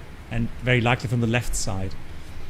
But if you don't see the smoke coming out anywhere, you just see it slowly coming into the flight deck somewhere. Yeah, you're not sure where it's coming from, and that obviously then means that you know, it's going to put you in a lot more trouble. So let's say you have an unenunciated checklist with smoke, fire, fumes. Let's have a quick look here. Here it is, and you can see it has many different checklist pages, right? So condition, smoke, fire, fumes occurs. Objectives: to remove power from the ignition source, to land the airplane as soon as possible if needed. diversion may be needed. Already assign, okay, where's my next airport where we can fly to? And that obviously is something you do all the time during flight. Short range, long range. You always have, situational awareness. Where's my next airport that is suitable for landing, especially landing for medical emergencies or landing in case of smoke, fire, fumes, right? So you always get the latest weather from those airports, and you will do that successively, as you fly along, to make sure you always have an option to quickly divert. So when this happens, latest when the checklist says diversion may be needed, you would already be declaring emergency and heading towards that airport, right? You would not delay that item. Now, next thing is also interesting, because normally if you have already the sense there's smoke or some odor where you would say potentially that could poison you, you would don the oxygen mask already, right? And smoke goggles. But here on obviously here in the aircraft, it's a combined unit where it has a oxygen mask combined with smoke goggles. But there are aircraft, not sure if they're still flying around, but you may have an aircraft, especially MD-82 on the Mad Dog X, for example. There's just an oxygen mask, and then you would have to, if you have smoke, not just a rapid decompression but also smoke, you would have to get a set of goggles separately out and put the goggles on as well. That's also an option. So establish cabin crew communications. Yeah, so crew obviously first thing, make sure your pilots hear you, and then obviously you would contact the cabin crew and tell them what's going on and ask them if they have smoke indications as well. So it then goes through some very basic things. For example, the IFE and passenger seats power switch. Why? Because it's a power circuit that draws a lot of power, but also obviously it's not needed at all, right? So you can switch that off immediately without any any issues. Let's have a look. Where is it here?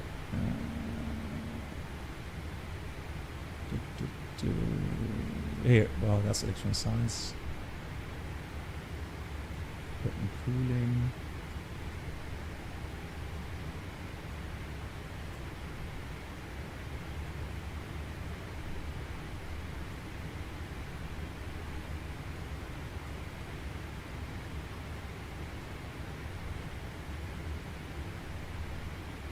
Here we go. Yeah, there we go. Yeah, thanks. So, you would switch those two off, right, immediately. Right, it's self-sensed, so it would tick that for you. Of course, if you have the time, it does help if you tell your cabin crew and say, hey, we've got indications. Do you have some smoke, fume, fire indications on your end? No. Okay, be aware. We're noticing something. We're going through a checklist now.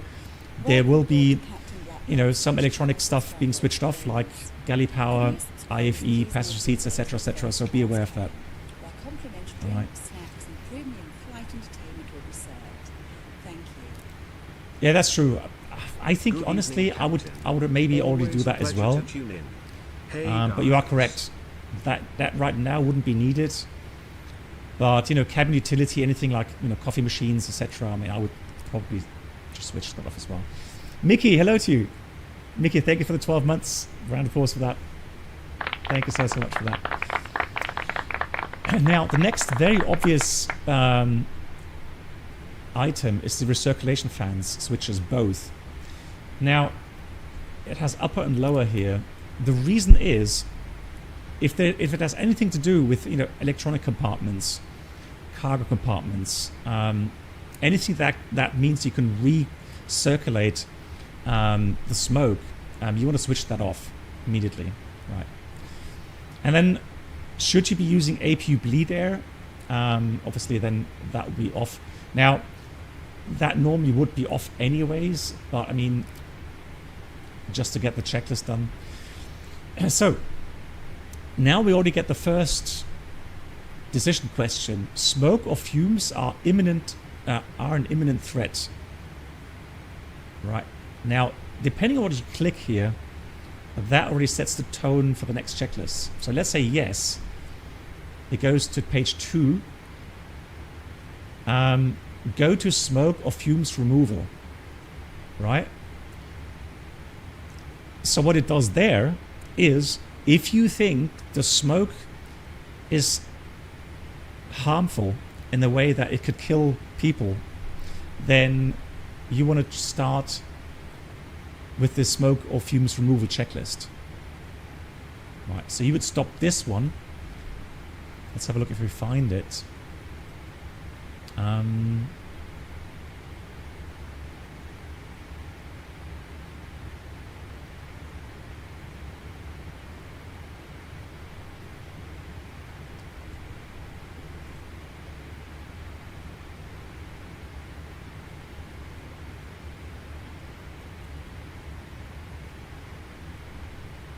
Yeah, maybe it's just a paper checklist here as well. Oh no, here it is. It's weird. I would have thought that's under the unannotated checklist. Yeah. Hang on. Page 2. Oh, you can, of course. Yeah, you're right. Yeah. I'm just wondering, I'm just thinking about 787. Yoda, is it the same on the 787? Could you click that simply? Probably. Maybe I've just forgotten. Yeah. Should be. Yeah, so of course, if smoke is the biggest threat, right, then you would go and try the smoke and fumes removal. So it says, do this checklist only when directed by the smoke, fire, fumes checklist, which let's say it has. Do not delay landing in an attempt to complete the following steps. Very important. So it's telling you as well here, get the aircraft on the ground, right? Don't delay the landing because of this checklist. All right. Close the flight deck door. Now, why is that? Well, you know, if the source is in the cabin, you want to prevent smoke coming into the cockpit, obviously. But normally the flight deck door would be closed anyhow, right? Then the equipment cooling switch override. Now the equipment cooling, so the cooling cooling circulation logic for the electronic compartment is quite complex. It has several stages: ground operation, flight operation, normal ops or override ops, and depending on how the system is configured, it will then route air either through the around the cargo compartments, let's say, or if you put it to override, most often it would then vent the air straight out, right? So from the cooling air coming in, it will open some valves to have the air expelled straight away from the electronic compartment.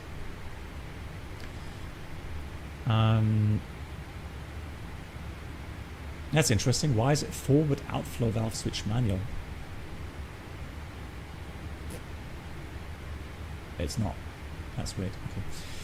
Right, so most smoke fumes are in the cabin, forward or mid-wing, yes or no? Let's say no. And then again, the logic already skips the checklist to the next item that is, you know, that's logical, right?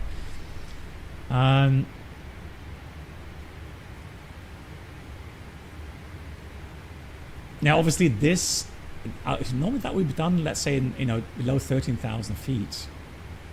I think there's a little bit of a bug here regarding the logic, because normally you would descend to 10,000 feet before completely depressurizing the cabin. Right, but you can see the logic, right? The logic would be that you know, you would open the outflow valves and have fresh air coming in through the pack system, or like, for example, if you have a system available like an A320 where you have a ram air vent that can open and then draw in mechanically, if you like, air from the outside, and then have it expelled through the outflow valves, right? I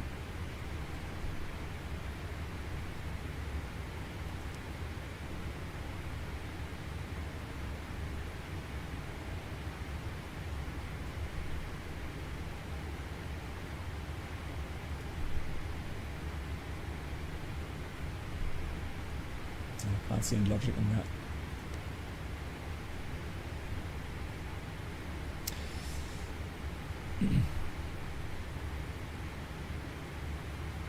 Stomach said 777 could do this because it has 2 outflow valves. The 737, on the other hand, had to send to do this. Okay.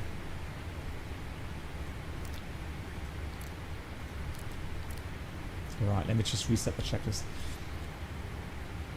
Well, I mean, just by going through these checklists, you can already see, even though the logic is great, obviously it still does cause a lot of workload, and you have to realize that you are doing a high-speed descent towards an airport that you may be unfamiliar with. You have ATC giving you instructions regularly. The cabin crew may be calling you. You have to maybe coordinate cabin preparations with the cabin crew. So you can imagine it is an extreme amount of workload. All right. So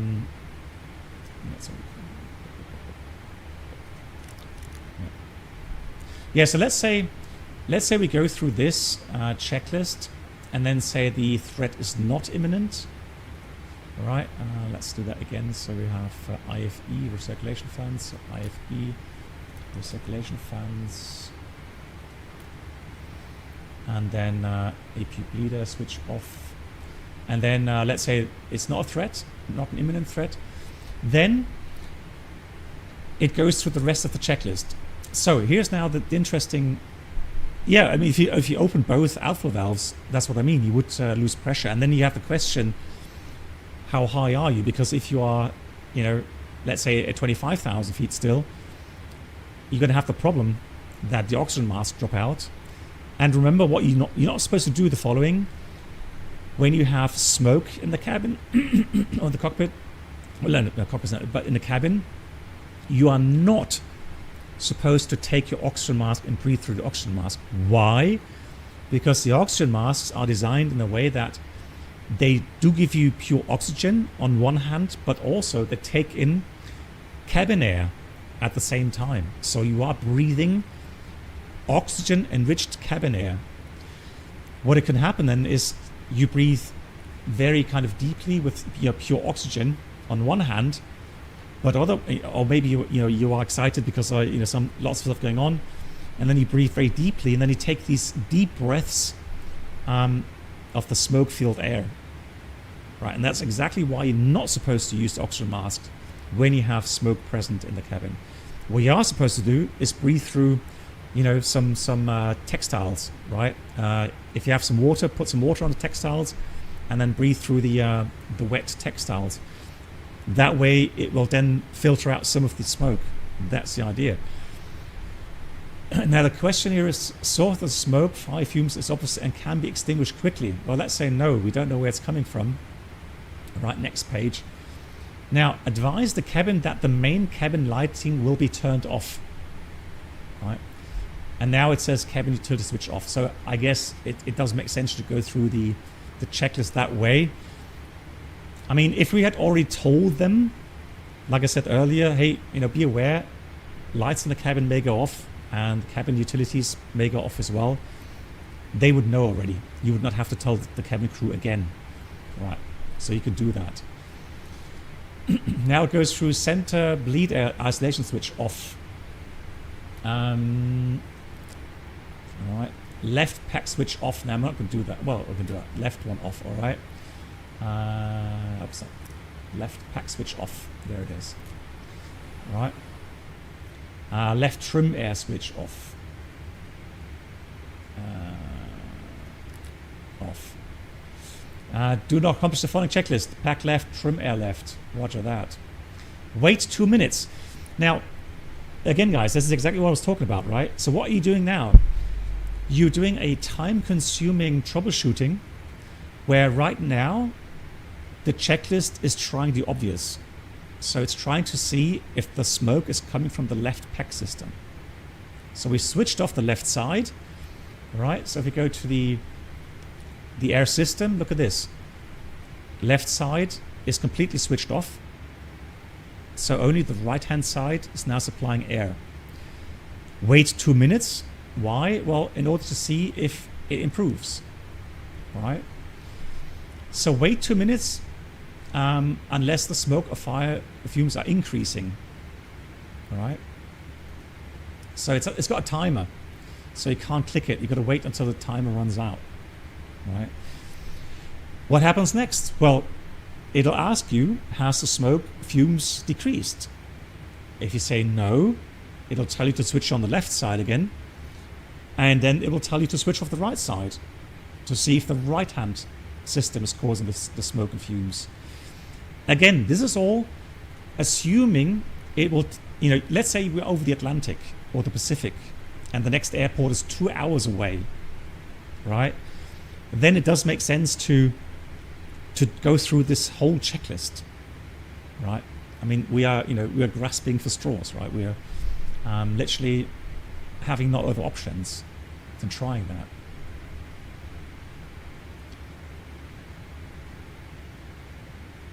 And I can tell you that even in the simulator, this is stressful. But imagine you are over the Pacific, over the Atlantic, next airport 3 hours away from your current position. So now we've waited 2 minutes. Now, as I said, it's asking you, smoke or fumes are decreasing? No. Left pack switch auto. Left trim air switch on. Right pack switch off. Right trim air off.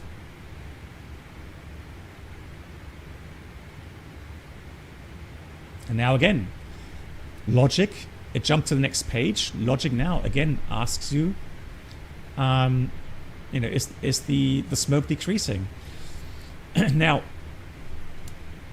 on the 787, I'm pretty sure, and definitely on the checklist, on the paper checklist with the A320, there's also then a continued checklist of items that then tell you to switch off certain electronic items. And the A320 even has the option then to manually put the aircraft into EMA-ELEC. So you switch off both of the engine-driven electric generators, you deploy the RAT, the ram air turbine, and you have only the most important electronic devices being powered, right? Again, it is just something you would do if you can't land quickly enough and you have no other options, right? And look how long 2 minutes are, right? So you're sitting here, oxygen mask on, and then, there's no other airports around you, and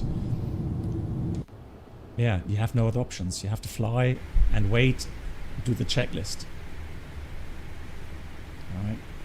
But I like the Boeing approach here where, if it's a timer issue, be it with, engine fire extinguishing or here, with the smoke fire fumes, whenever there's a wait item, it starts a timer, which is great. Right, we've waited 2 minutes. And then if it asks smoke fumes are decreasing, yes or no. Let's say yes. All right.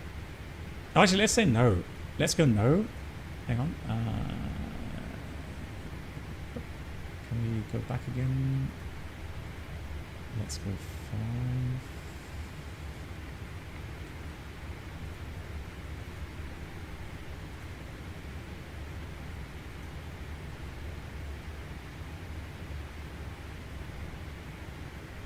Normally you could select and then do item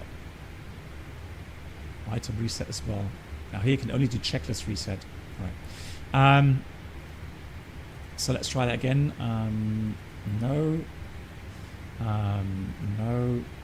Then we've had all that. Item override, item override, item override. No.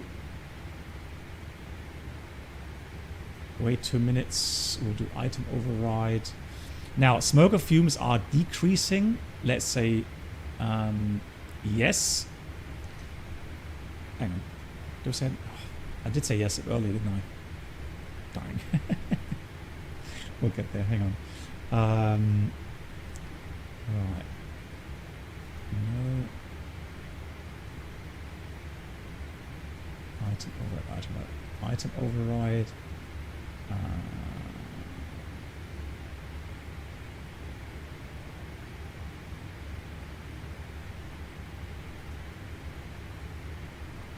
Now let's say it's not decreasing.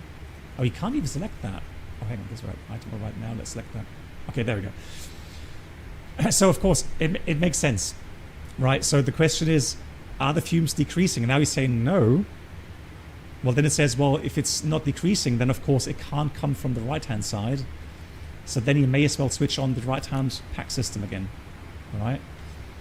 Close the center bleed there.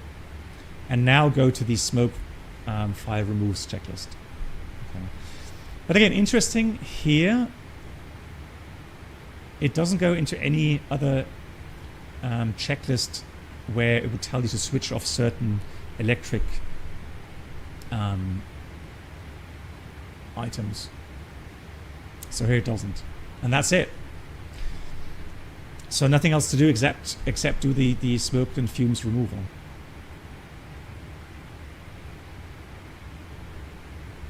And the thing is, again, on long range flying over the Atlantic, I was always like, oh, please, just no smoke, fire, whatever, right? Engine failure, no problem. We'll handle engine failure, no doubt. But smoke, fire, fumes, nope. Not good at all. All right, let's reset the checklist here.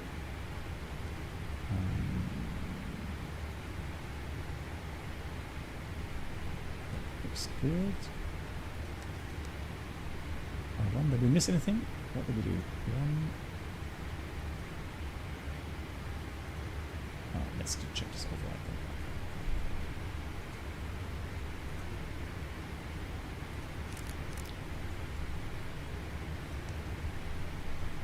It is nightmare stuff, absolutely. That is nightmare.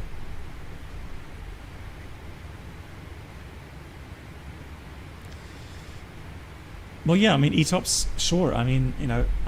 Although, yes and no. ETOPS does care about fire on board. And that's why, even 4-engine aircraft these days have limitations. And it has then to do with the fire suppression system in the cargo holds, as an example. So yeah, there are time limits not only related to engines.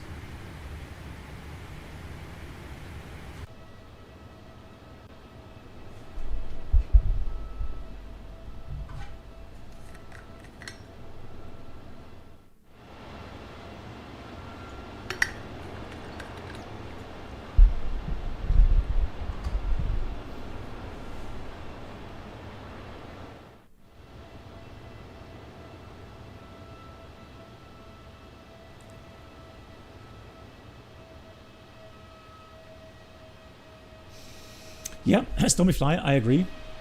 That is a topic. Now, I remember that for us in the business class, very often there's a problem that if something like a phone or anything that has a battery in it drops into the seat, you cannot simply dismantle the seat. So let's say, for example, the passenger is already sitting, seat back, lowered, nice comfy position, right? And then the phone drops into the seat. And I can tell you that if it happens to you, you're not the first one. You won't be the last one where this happens to. But whatever you do, do not activate the electric seat movement. Just leave it as it is. Call a flight attendant.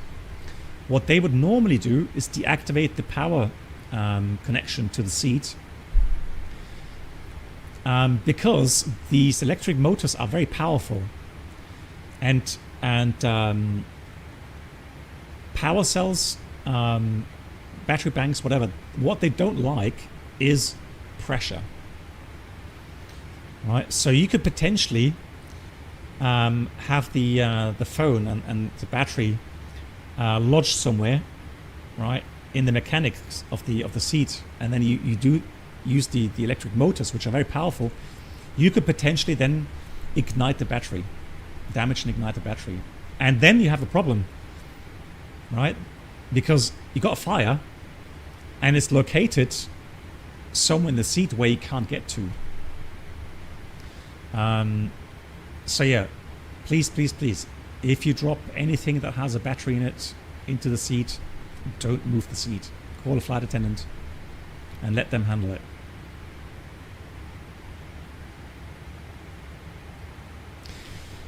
Andy, yeah, you know, I mean, one thing that is sure is that fire needs oxygen, and so the cargo hold fire suppression system gets rid of the oxygen, and then theoretically starves the fire. That's the idea behind it. Now, of course, I don't feel comfortable either with it. So you know, a fire in the cargo hold, obviously, where you can't get to, is Ladies and gentlemen, hey, FlyB777. welcome aboard the Captain Black Box. Thank you so much for 2 months. Experience. I appreciate New that. subscribers should now pick up their pass to first class. Thank you. Correct me if I'm wrong. Yeah, 2 months. Thank you once again. Thank you so much, FlyB. I mean, correct me if I'm wrong, but I mean, even a battery fire would need oxygen to continue burning. But I mean, there's a reason why you're not supposed to put these things into the checked-in luggage. And again, we've had this before, this topic. Even if you've flown many times, please read through the warning notes onto luggage. Luggage as well, aircraft or airline. Can't check-in baggage warning. Right. So, airlines and aviation authorities strictly warn against packing lithium-ion batteries, power banks, vapes, spare batteries in checked luggage.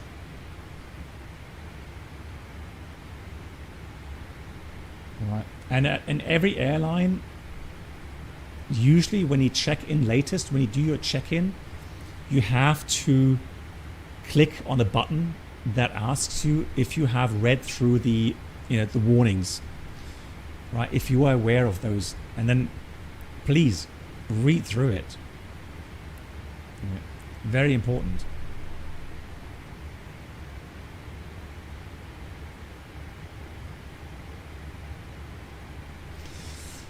So, Leon, up batteries, they were your bachelor subject, nice.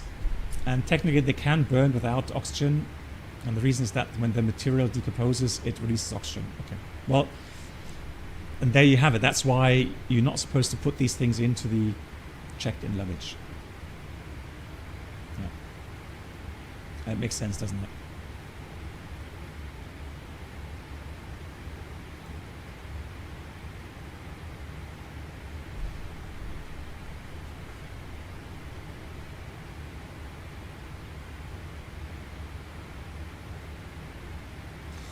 Admiral asked, mentioned it earlier, but would it be beneficial to have a system to read the checklist, at least orally, rather than relying on pilots?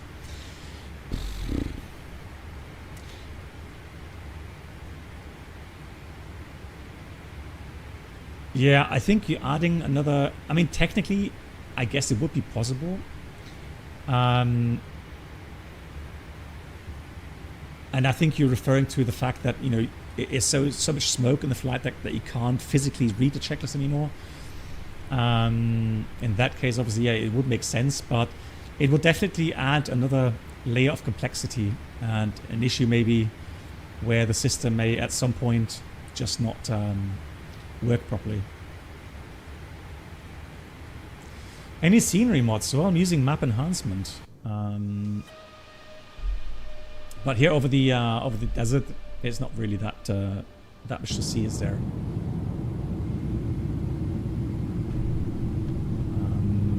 Apart from that, I'm using something called Blue FX.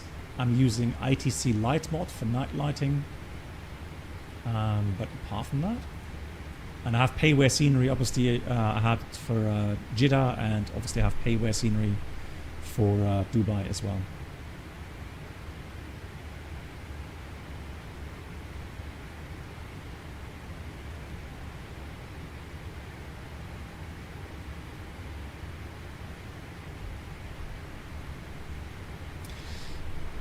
Can you explain the procedure when a pilot is incapacitated? Yeah. So really, there's like three big blocks. One would be fly the aircraft, obviously. So take control, fly the aircraft. Usually, autopilot would be on. Make sure everything's still as it should be. Second thing is take care of the crew member. Now, you would think, oh, that's nice. You know, taking care, get the crew member out of the seat, get a doctor, etc. Well, there's also another reason why you want to take care of your crew member. There have been instances where, for example, they may have some sort of, you know, muscle spasm. So if they're sitting, usually with, you know, their feet somewhere near the rudder pedals, or, you know, near the yoke or something, or maybe they fall forward, unconscious onto the yoke or the side stick or whatever. So you want to take care of the crew member, to take care of them, obviously, to get medical assistance to them, but also to make sure that they don't interfere with any of the flight controls. Right. And then the third block is reorganize your cockpit work. Because an airliner is always flown in a two-man environment at least. And so if you're then on your own, you have to reorganize things. And then comes the rest. Then, of course, you think about possible diversion depending on the seriousness of the incapacitation, etc., etc.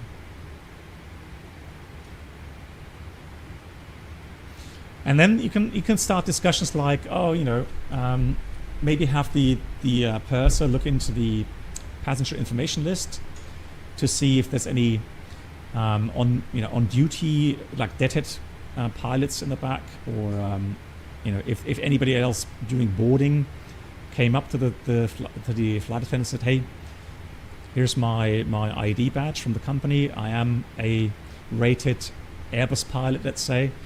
If you have any issues, I'm on seat 25 Alpha. You know, give me a shout. Right. I mean, that's what I always did when I flew as a passenger. I won't do that anymore because I'm not an active pilot anymore, but back then I did. And they always appreciated that. Right. Yeah, you have 2,000 hours on Microsoft Flight Sim. And that would probably not count, okay? Yeah, so you know, you would have these options to maybe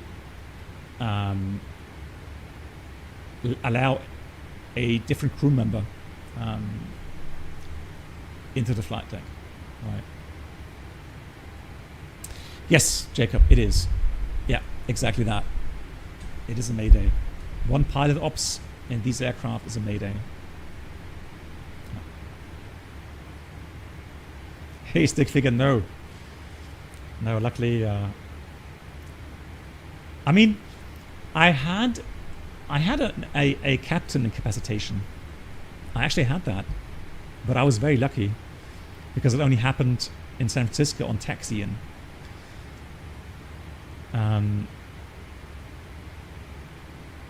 So the captain landed. We just taxied off the runway, and then he said to me, so I was just first officer. I was sitting on the right hand seat as pilot monitoring.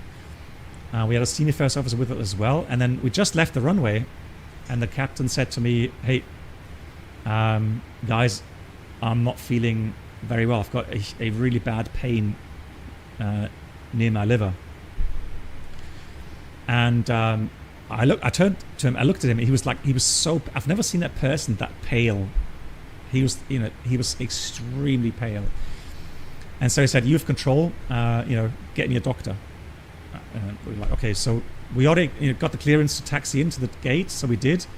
On the way in, we declared, well, we didn't declare emergency, we said, hey, we need an ambulance right away to take care of our captain. And the senior first officer made an announcement to the passengers saying, hey, we have a very sick passenger. Please remain seated because we're going to have the rescue team come on board to help that passenger. Which everyone did. They respected that. And so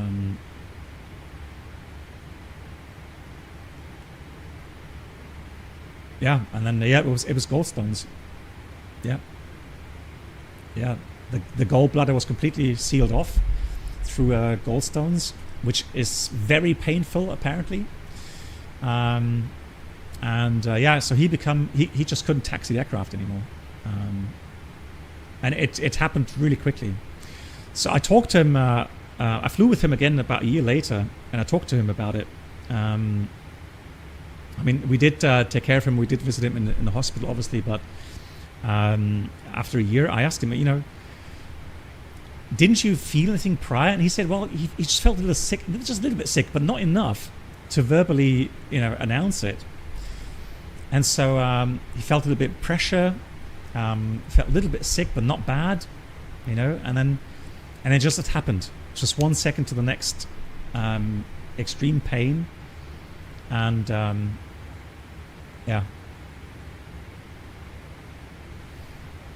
no, he actually had his gallbladder removed.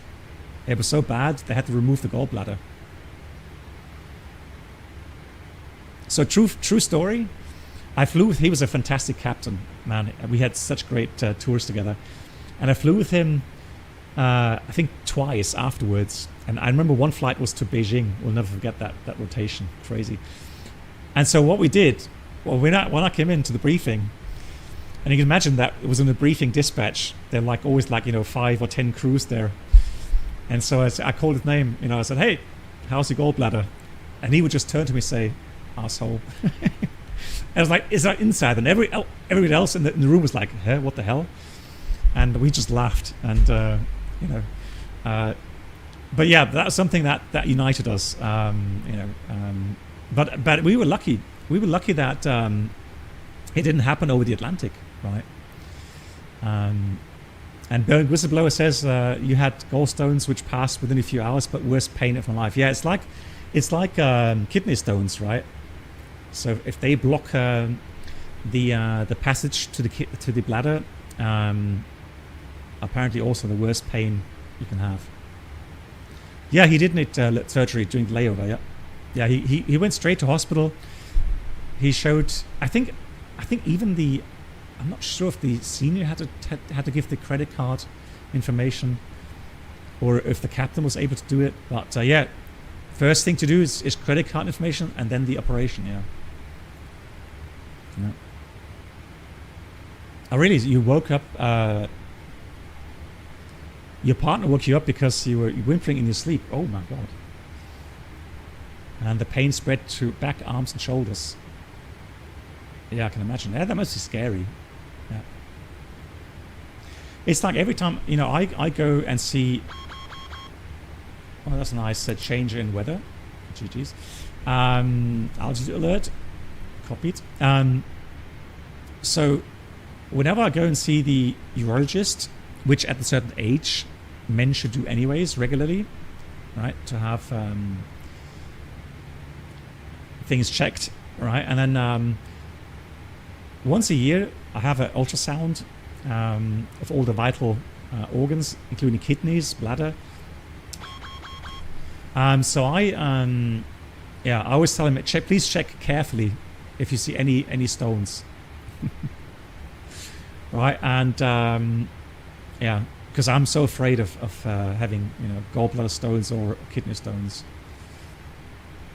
What's happening with the weather? Blimey.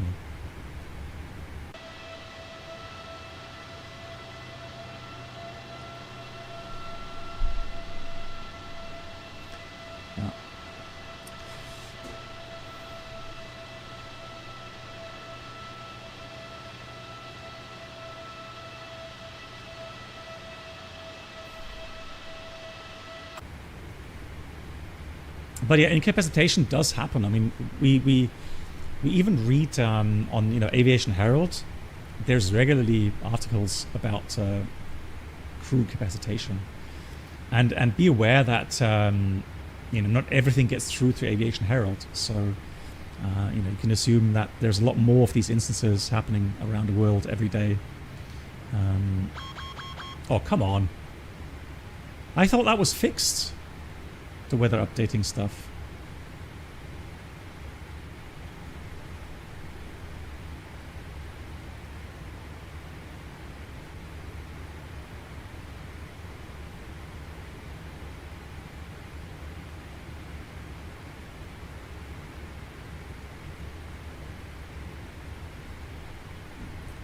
Welcome aboard the Oh, you do as well, Ciciano? Okay. Hey, buddy. Oh my god. 108 months. Crazy. Their complimentary drinks, snacks, and premium flight entertainment will be served. Thank you.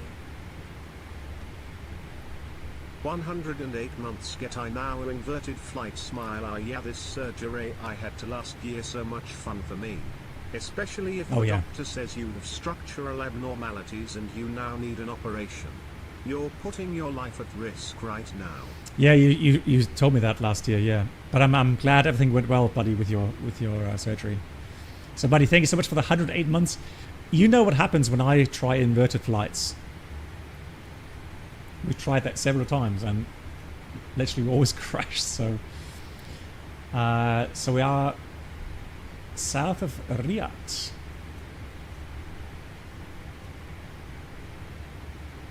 There's Doha. Oscar Tango Hotel. How far away are we from Oscar Tango Hotel? Just out of interest. 235 miles. Okay, interesting.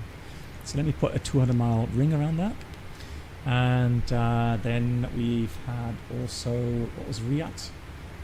Oscar Echo Romeo Kilo. Oscar Echo Romeo Kilo. 200 miles there. And there we go. And then of course we could fetch the weather. Let's go com. Flight information. ATIS request. I'm not sure if it's ATIS, but we'll see. So we can take that in there. Send. ATIS not available. Okay. Let's cancel that. Manager. ATC. Flight information.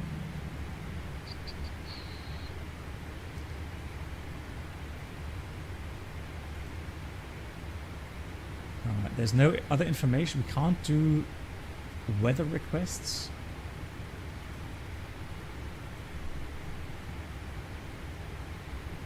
Seems like it.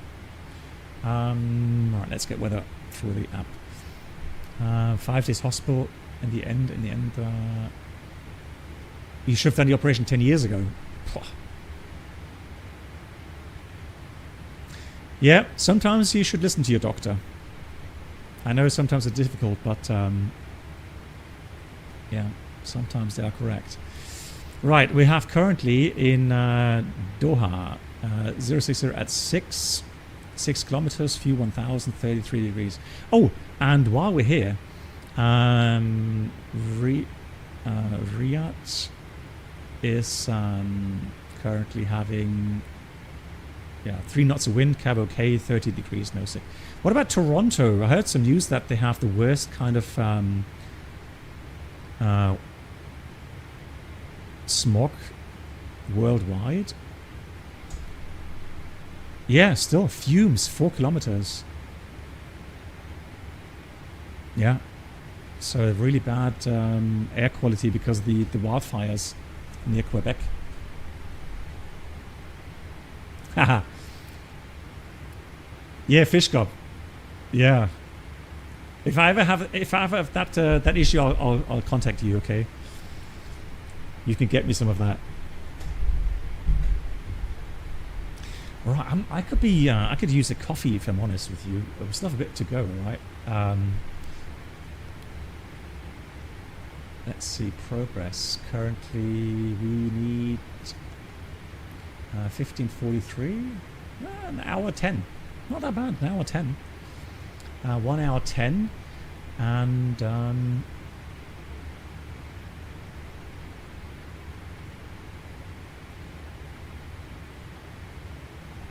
yeah, hopefully the A2C will still be online.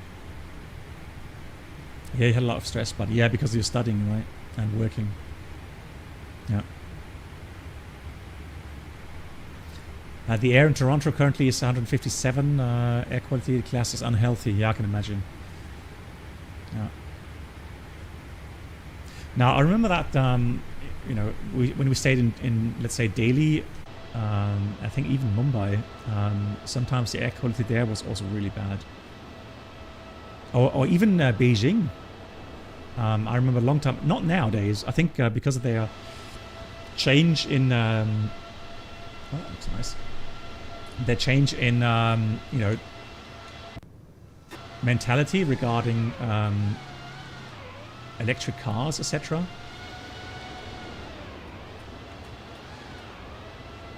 They have better air quality now. Look at that little city in the middle of nowhere. Crazy.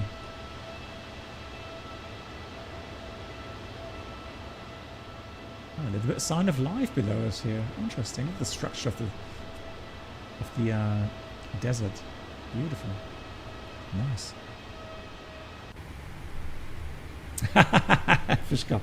That's called blackmailing.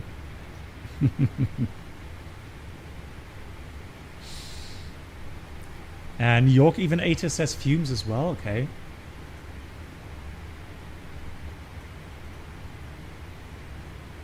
And the okay, so the air quality is worse in Toronto than Delhi right now. Okay, wow, that says a lot. Yeah. That does say a lot. Interesting. I'm just going to check the VATSIM radar, and then let me fetch a coffee. Yeah, we're still good. So we have still some time before we get into controlled airspace.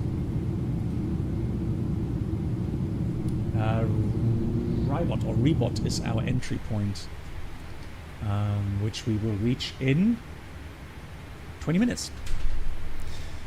Guys, if you want as well, take a coffee or a cold drink. Obviously no alcohol for me, just a coffee and water, and I'll see you in a few minutes.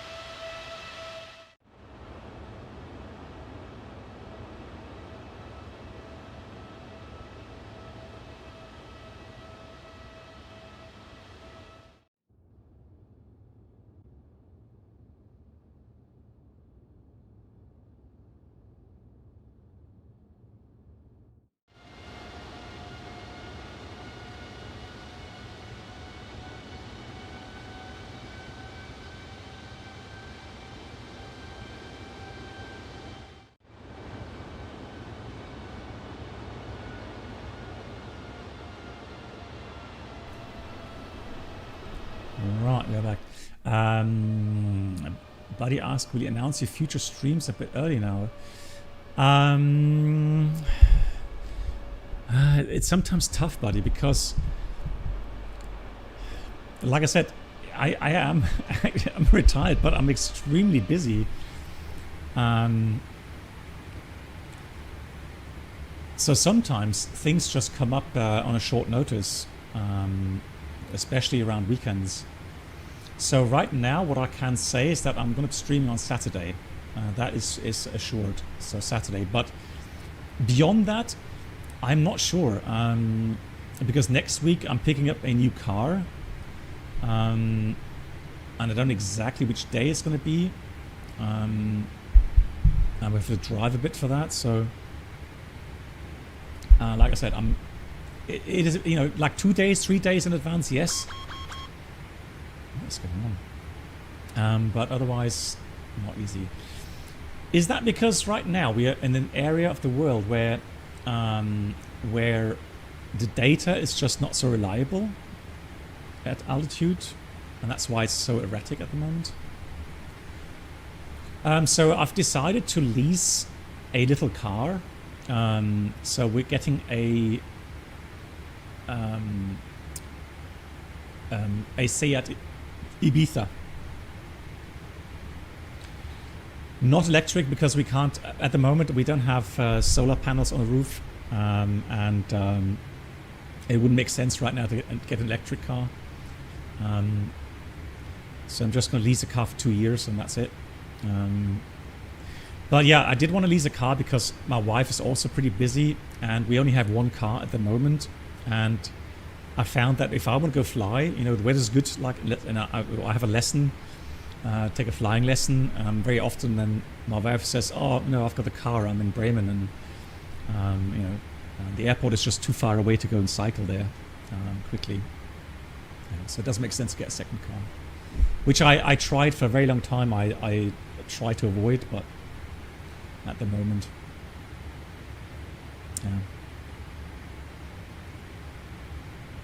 yeah, but buddy, I mean, on Discord, there, you know, on my Discord, buddy, in the section with the stream announcements, usually the stream, or I think I'm missing. Yeah, I know what you mean, but yeah, Saturday. Have I put that on yet? No. Okay, so I'm going to put it on right now. Okay, Saturday. That's going to be the 18th of July at 1600 UTC. Yeah, and then thereafter, unfortunately, I don't know yet. I'm not sure. What? What's happening? Autodot. Blimey, what's happening here? Hey.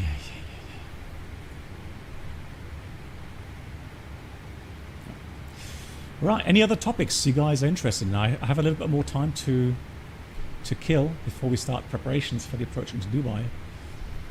It's quite interesting to talk about the smoke, fire, fume stuff.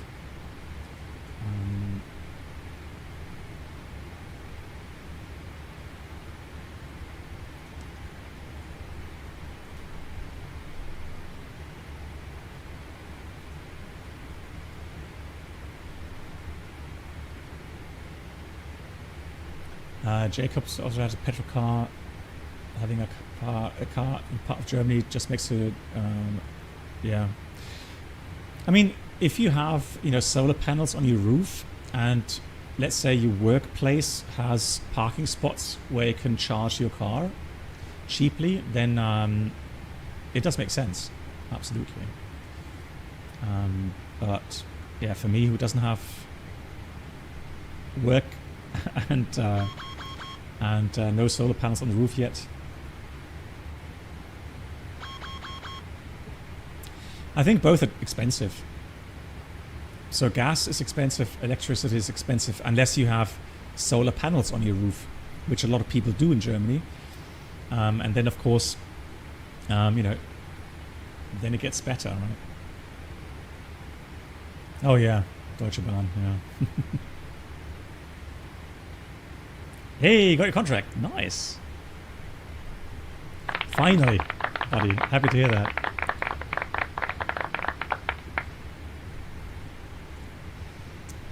Gas in Belgium is cheaper. Okay, interesting. Well, so we still have a heating oil heating system, which I'm not proud of, but we did get a very efficient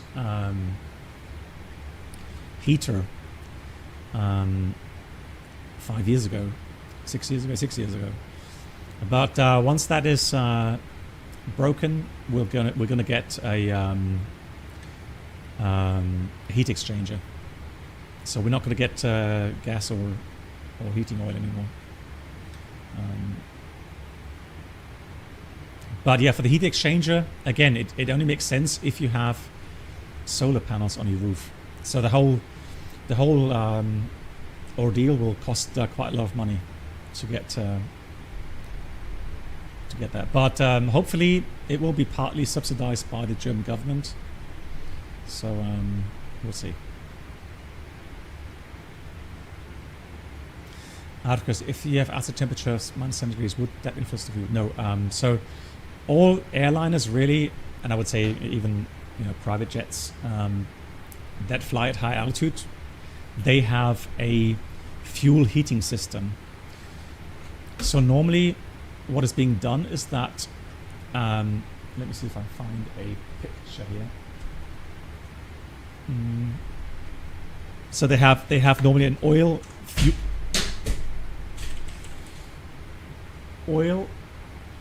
fuel heat exchanger.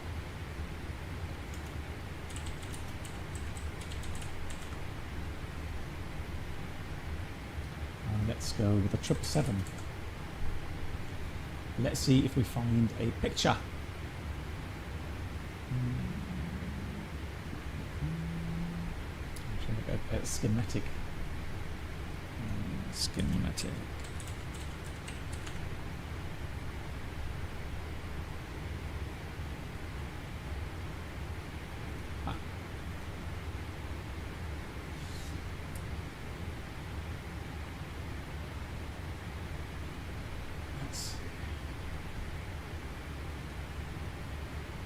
Yeah. Let's have a quick look here.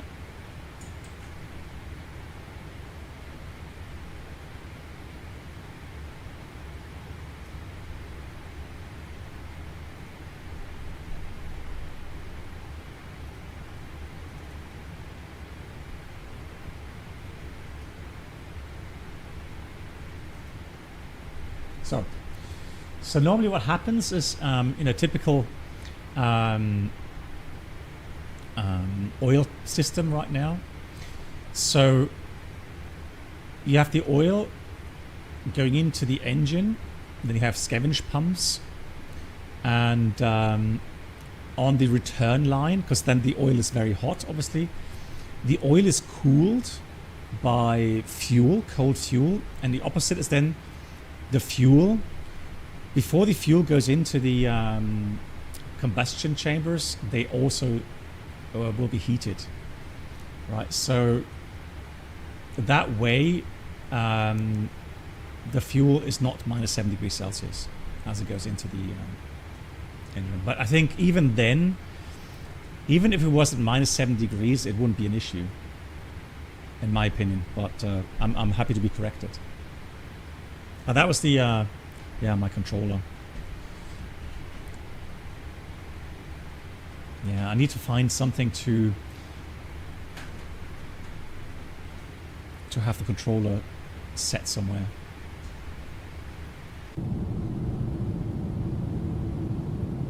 Hey, Matt Skyper.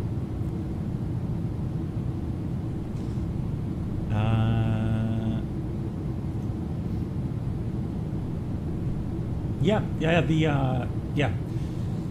So Buddy was referring to the incident with the Lufthansa 787, and of course I was very eager to. I've got a cup holder already. Well, at least for my flask. So the German FAA, if you like, or the German NTSB. They have given out a preliminary report on the Lufthansa 787 incident, and they found that while the main gears had the main gear pins inserted, the nose gear pin was still in the compartment, the stowing compartment, in the cargo hold, or the electronic compartment. So the nose gear pin was not set, which it should have done, or should have been, because then the mechanics, they did their test run to check whatever system they were checking. I think it was because of an issue with maybe a sensor for the main gear doors or something. So they did their items to go through their checks, and I guess everyone involved assumed that all the pins had been set. Unfortunately, the nose gear pin was not set, and so the nose gear did exactly what it was supposed to do: gear up, and so the nose gear retracted. Yeah. The question is, it's more efficient when the fuel is colder. Pause right, yeah. I'm not maybe Buddy can answer that one, because I'm not an expert in that area. I don't know how good or bad fuel burns, compared 10 degree plus to minus 10 degrees. I'm not sure of that, because in the end you're producing a spray, you're creating a certain air fuel mixture. So I don't know how that affects efficiency in burning.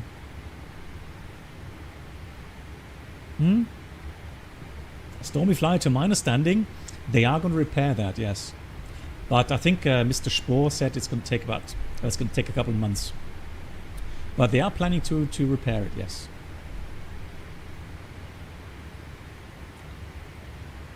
No, it's not write-off, buddy. It's just that it takes obviously a couple of months, and then of course in summertime, since every aircraft really is needed, they will have at least 1 or 2 A340s flying longer. Yeah. How much will it cost Lufthansa? Well, at least I think it's going to be partly, or it may be covered completely by insurance. But I'm not sure if that also covers loss in revenue. Right, so it may cover the cost for the repairs, but not necessarily the cost for lost revenue. Right. Adrian thinks it may be even more efficient if it's colder. Yeah. Jacob, I don't know. I mean, it depends on the severity of how it got to this accident, right? So if it was like gross negligence, then potentially the person ultimately responsible, may lose their job.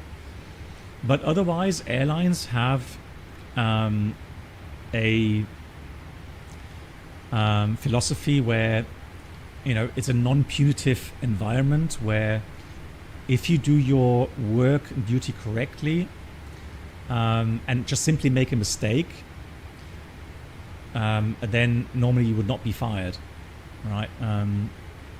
But again, the difference is the term gross negligence, and that's for the investigators to find out.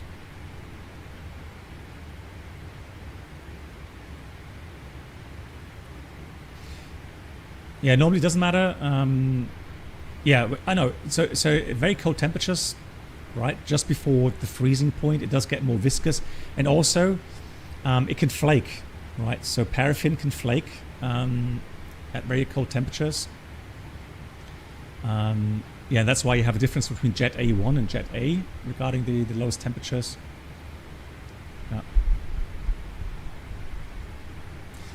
Felix asked after reading the report, I wonder why the captain was the one having to answer questions. No, everybody. No, everybody will be asked. So the first officer would be asked, cabin crews would be asked, you know, everyone somehow involved, they would be asked by investigators. And again, the thing is with these incidents, at least from what I've heard, you know, let's say, you know, if I were the captain of that aircraft, and the captain apparently wasn't even in the flight deck when it happened. So the cockpit door flew closed as the nose went down, so the captain even couldn't get into the flight deck initially. So even though I was not actually involved in any of the actions that led to the nose gear collapse, I would still be scrutinized in terms of how much sleep did I have before the flight, when was the last time I had alcohol, you know, when's the last time I had holidays, etc.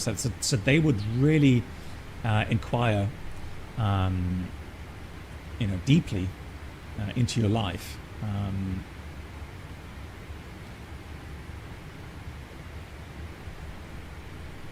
Warmer fuel is better. Bradfaner says warmer fuel is better regarding viscosity and spray of the nozzle. Okay.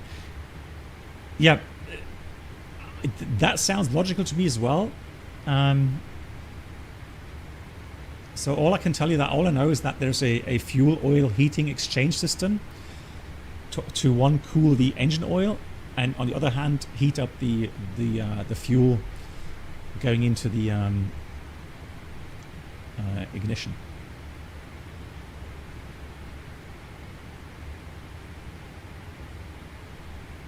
If you were given the option for a high fidelity 747, explain what variant would you want? Oh, that's a tough question. Because of nostalgia, I would go with the 400 Juliet Sierra 4, because, you know, I've flown this one for 8 years, and that's the one I would choose if I had the option. And also, we know that we've got a lineup of a 787 coming, and we have the 777 here already. So yeah, the 747-400 would be, would be for me. And apparently New York had a yellow sky again because of the wildfires. Okay. Yeah. They had huge delays in New York yesterday because of the fumes. Okay. Or was that Toronto Fish Cup? Yeah, FedEx talked. I think they have the checklist, right? They go through, you know, and they may even ask too many questions, but in the end, you know, they want to have everything covered, right?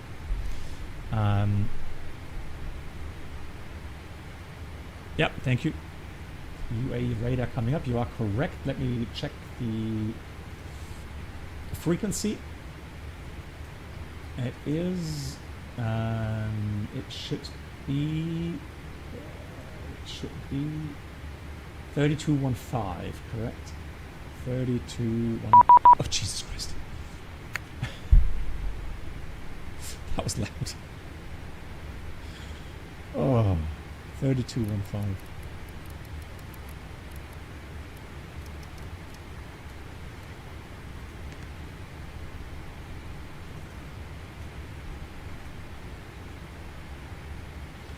UAE radar, good afternoon from Emirates 808 Heavy, level 350.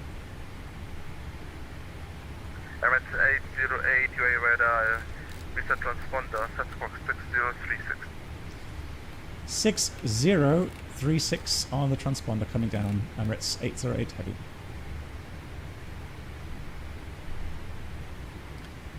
Jeddah 310, descent flight level 200, level by Tosna.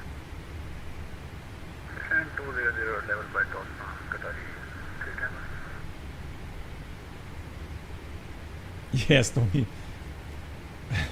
That was extremely loud. I don't know why, but that made me jump. The fuel also get pumped around the engine to the ejector point and heat up. Okay. Yeah. Yeah, that 777 from British Airways, they had the issue with the clogged fuel filter. Yeah.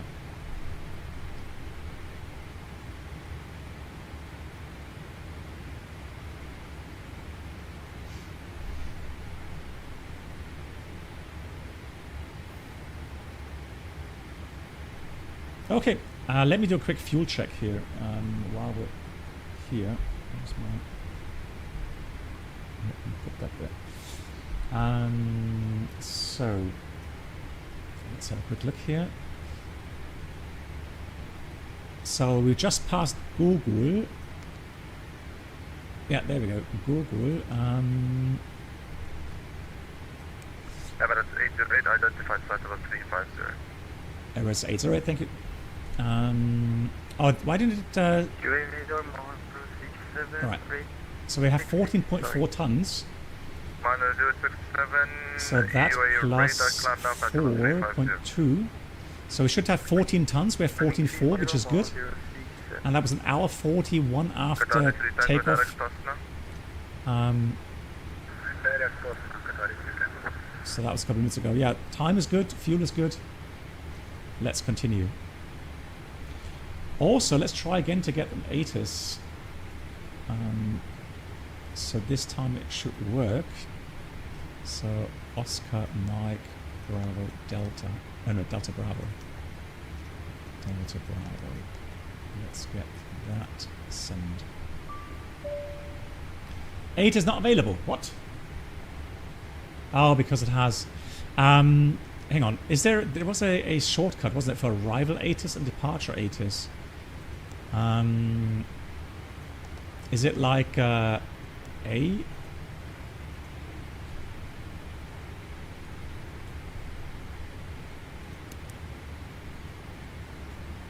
don't remember, but there was a way to get arrival ATIS.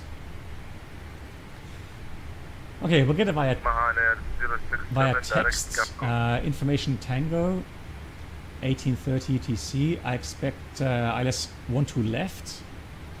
100 at 14. Cab OK. 36 degrees. 998 on the altimeter. So we can dial that in already. 998 pre-dialed. Alpha Bravo Kilo Oscar. Directing Gapco. The most power plants I know also have an air oil cooler which controls via bypass valve. Yep. There will be, I think usually those are like pre-coolers. But yeah, a lot of aircraft use cold fuel to cool the oil as well. Yeah, Flyby, we had, I think it was Yoda who told me, no, sorry, it's Bruno. Bruno told me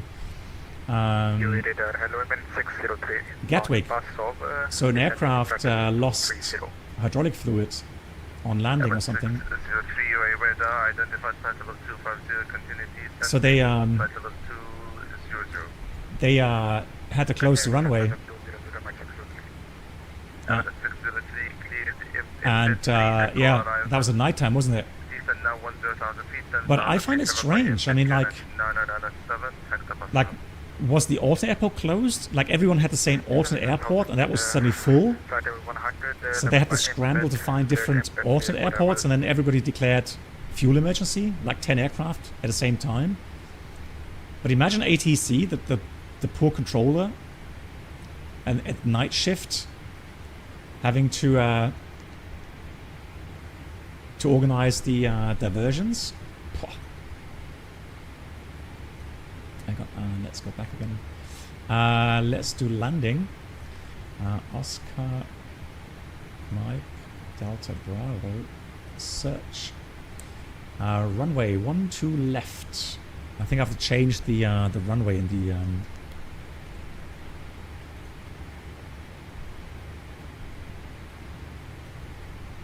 FMS as well. So yeah, 12 left. Let's do that. It's going to be a dry runway. And so we did say the wind 100 degrees. 100 degrees at 14 knots. temperature 36.998.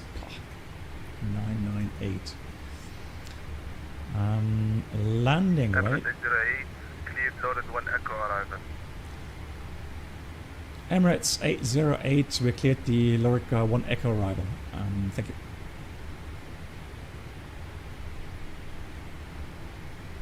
So the weight 218.3, and we're burning another. Let's put it at 215 tons. That should be good. No additionals. No credit for reverser. We'll do flap 25. Engine ITI is off. Brakes. Let's try 2.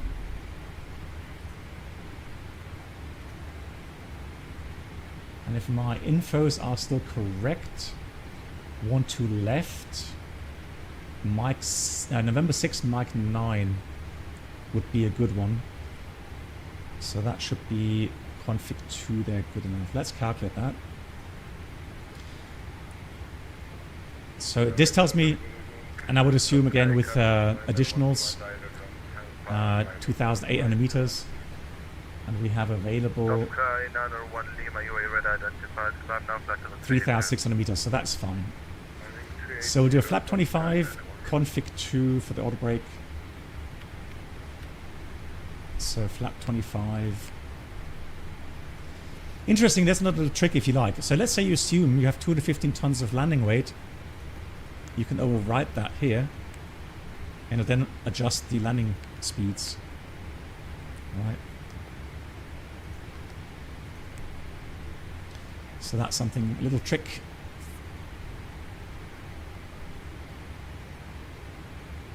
So 146. But that's for the yeah,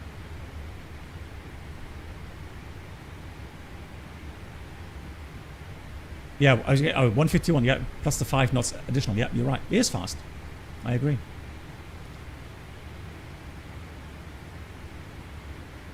Oh yeah. Yeah, it's a logistical nightmare with that amount of traffic diverting.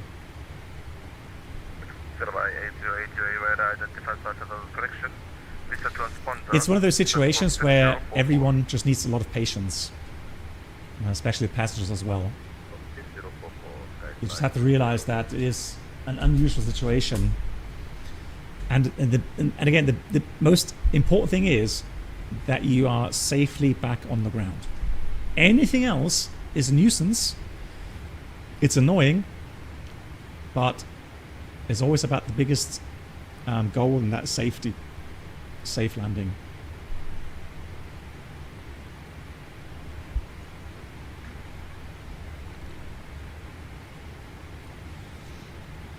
Okay, so it's time to look at the arrival routing.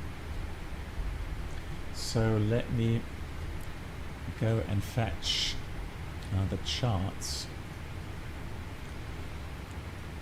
So we have the Lorit 1 Echo arrival. Already we cleared that, but not for the descent yet. So if we go from Lorit, it says 160 below, 230 knots. Unless ATC says something else. Orgur 12,000 below, and we have transition at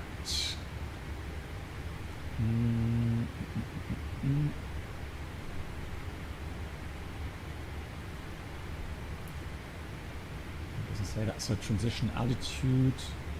Oh yeah, sorry. It says here, level 150. So before I forget, transition altitude, forecast, transition level 150 is already correctly set. Good. Okay, so we're stuck at Orgur. Then we have Pebos Rovit 8,000 below, correct.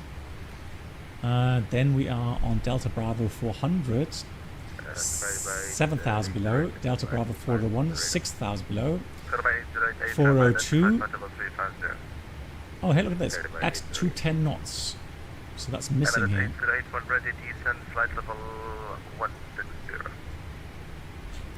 When ready, descend level 160, Emirates 808. 160 pre-dialed. There's no ball node here. So as far as I'm concerned, that is mandatory. So 210. Oops. At Delta Bravo 402. Oh, and let's say we have to be at 6,000.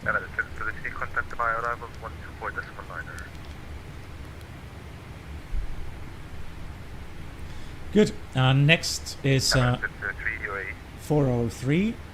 Solil, Odlau, Delta Bravo 414, 413, and then we have Rerek, and then we go onto the ILS, 12 left,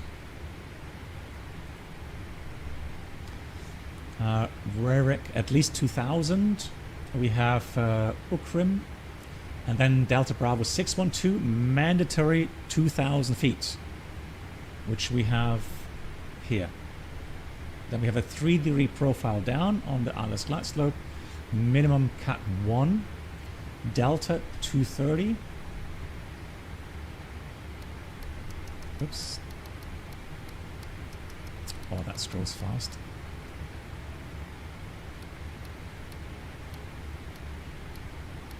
Two 30 feet. Set. And then missed approach goes Delta Bravo 611, track 104 to Taltu, climbing 3,000 feet. Yep, all correctly programmed. Sector 38, missed approach 3,000. Nice. Now, on this arrival, we should be seeing downtown Dubai quite nicely. The right-hand window, the palm, the world. Oh, should be nice. And I've got the Thai models Dubai scenery. Not Aviotech, because I don't know, Aviotech on Frankfurt, they kind of ruined it for me with the bad performance.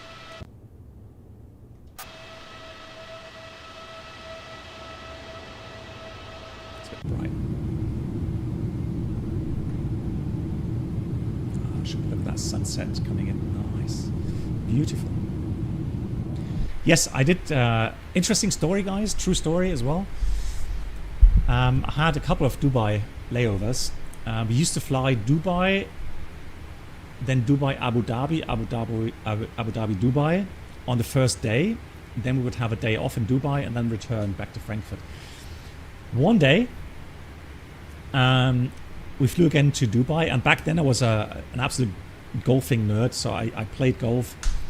I watched golf every tournament. You know, Tiger Woods, obviously, Ernie Els, you know, my heroes back then. And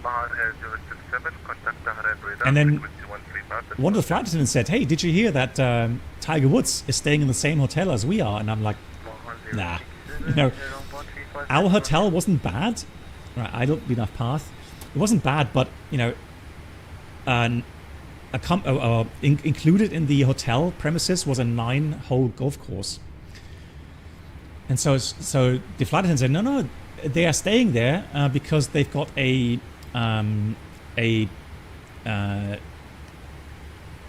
sponsored tournament there, a 9-hole tournament on the next day for a good cause. And yeah, you know, some of the world's best known players are going to be there. Nick Faldo was there, and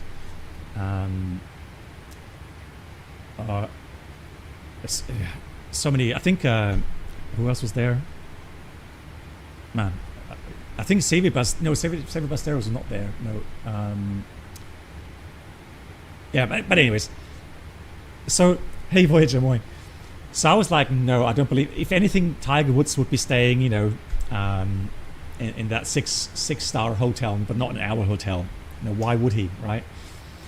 But when we arrived, I asked the staff at check-in. I said, hey, you know, I was like, has Tiger Woods checked in already? And I thought they were going to say, no, he wouldn't stay here. But they said, yeah, he's checked in about 3 hours ago. And I'm like, you're joking. Like, how strange, right? And then I asked them, well, next morning, are we allowed to watch the tournament? I mean, are we allowed to walk along? And they said, yeah, hotel guests have free admission to the tournament. You can walk along. So I kid you not, next morning at 9 o'clock, I stood on the first tee, or next to the first tee, about two yards away from Tiger Woods, and Ernie Els and the stars, and the likes, and watched. I walked along with him. I didn't talk to him obviously, but I walked along with him on that 9-hole tournament.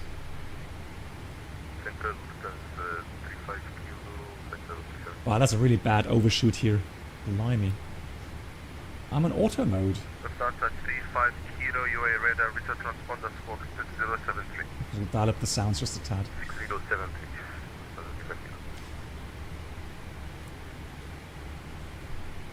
Yeah, and then I watched Tiger Woods once in Hamburg. So I drove there as well. But he wasn't playing that well. But I mean, he already got 2 million euros just to show up. He got a rental sports car, one of the best hotels in Hamburg. So he just played for fun. All right.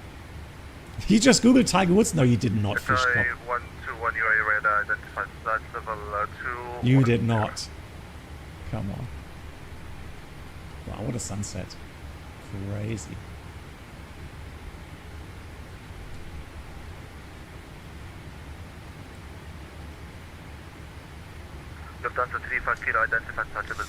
Right, I'm going to get SB brakes out. We're a bit high in the profile suddenly. Don't know why it's descending so badly. Let's look at the VNAV profile here. Speed 308. Pretty high. I'm not sure why that's an issue.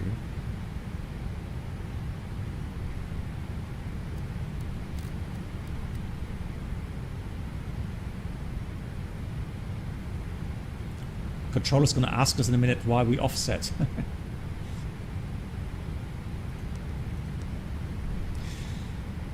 Good, we've done the calculations. Let's do a descent checklist, shall we? Descent, recall, checked, notes. Well, they are notes, but that was because of our playing around with the checklist. Notes are checked, disregarded. Auto brake 2. Landing data VREF 146. Minimums bar row 230 feet, and approach briefing completed except taxiing. Let me have a quick look here at terminal charts. Let's do Dubai Airport.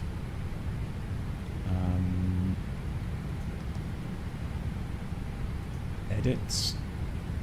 I want to have parking. Hotspot, stand. We don't need stand coordinates, but parking chart. We'll need. Then we want to have the star, that one, and the ILS 1 to left and 1 to right, just in case. Complete. Good. There we go.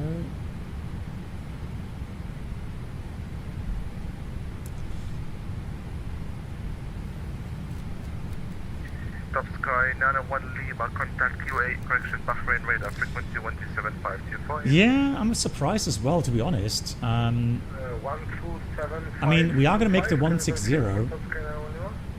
So we can see the prediction, descent prediction. So I'm going to go vertical speed here, adjust the vertical speed accordingly. Yeah, speed brakes in. So that we're going to reach 160 at Loret. That was our cleared level. Now, secondary flight plan. I'm just going to route copy here, and then route 2, departure arrival. I'm going to do arrival here 1 to right via Revrik. Okay. Just in case we get a question if we could take 12 right. Oh no, you hit your own leg. What, did you hit a tree and the ball came flying back? No joke, a friend of mine, so I learned to play golf in England, obviously, in during school time. It was a school sport. Oh, look at that. Oh my god, yes please. Where's so here's the world. Oh no, that's a palm. Oh yeah. And then there was a tee where it was like in the woods, and you had to walk back. It was like a corridor in the trees, and so my friend, he got up the tee first and didn't realize somebody was about to hit a drive, and he couldn't see that person, so he just got up, and we heard the person hitting the golf ball, and next thing I heard the thud where the golf ball hit my friend's leg, the upper leg. He was in such pain, he screamed. Now, no joke, he had a bruise for months, where the doctor said he was lucky that the main artery wasn't hit, because if the main artery had burst, he could have died. He could have bled out. So he was. Sorry, MS808, contact my arrival frequency. Another friend had a golf ball in the jaw, broken jaw, 3-4 teeth busted. It is a dangerous sport. It really is a dangerous sport.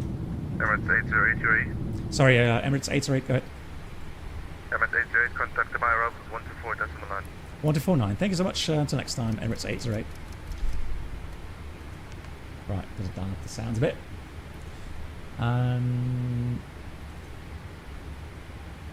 Emirates approach good. Sorry, Dubai approach. Good evening from Emirates 808 Heavy, level 160. Information is Tango. Right, Dubai arrival for Airline Pilot, expect Alice 12 left, get HS 999 right, hectopascal.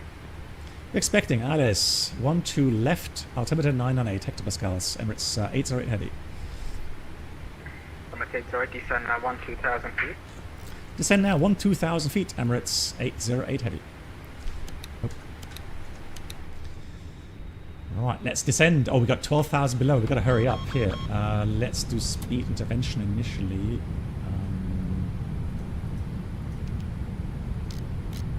Yeah, we've got to be 12,000 below at the next waypoint. And then let's have a quick look here at the speed restrictions. Did we... let's do it here. So, no speed restriction here. 7595, contact UAE radar 132.150, bye-bye. Contact UAE radar 132.150, Saudi 505 today. Okay, let's slow down as well. Down we go, we slow down. Dubai approach for those guided by 7 number Tango with your rolling and Kilo Lima. And transition. Sky by 7 November Tango, Dubai departure cell by Kilo 3, winds are 110 degrees, 1 knots, runway 3, set 39. Approach checklist. Approach checklist, altimeters 998 set. Approach checklist completed. Come on, descend. Having a hard time descending quickly. Emirates 808, continue descend unrestricted 8,000 feet, speed 250 knots. Unrestricted descent 8,000, speed 250 knots, Emirates 808 Heavy. Emirates 603, speed 190 knots. Alright, let's do thrust, slightly change speeds. Oh, look at that. What a picture. That's crazy. Nice. Yeah, FENIX, I have daytime. I changed it to daytime because obviously I wanted to land at sunset. So I tried to time it to get a beautiful sunset for you guys.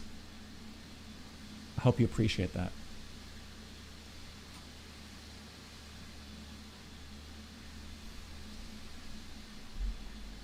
Yeah, I was born in Germany. I am German. But I did stay in England for 5 years when I was a teenager. Number 603, question number 603, turn right heading 30 degrees space level. Yeah, and I have to say now with smooth motion on, the frames are very smooth. Descend down restricted 6,000 feet, speed 230 So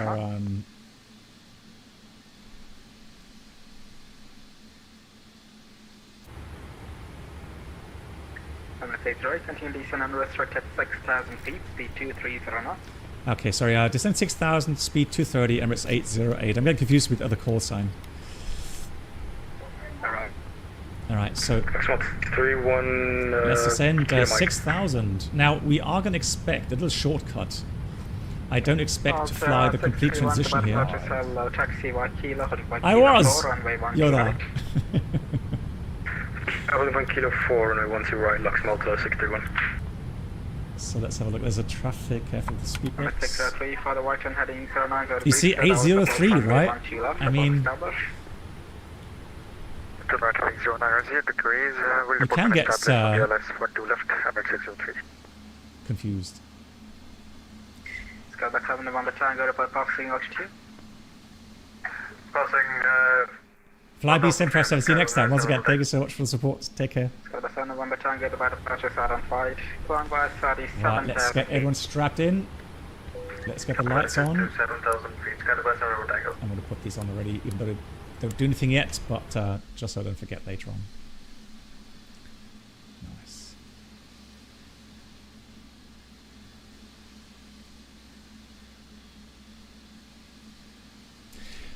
I was just thinking after we land. I tell you what, guys, after we land. By approach, Saudi 551, holding short at Kilo Lima. If you give me like 5 minutes, I'll leave the stream running. If you give me 5 minutes, I'll get everything set up for the helicopter flight. And then before we go to DCS, we'll take a helicopter here, and then we'll fly around Dubai.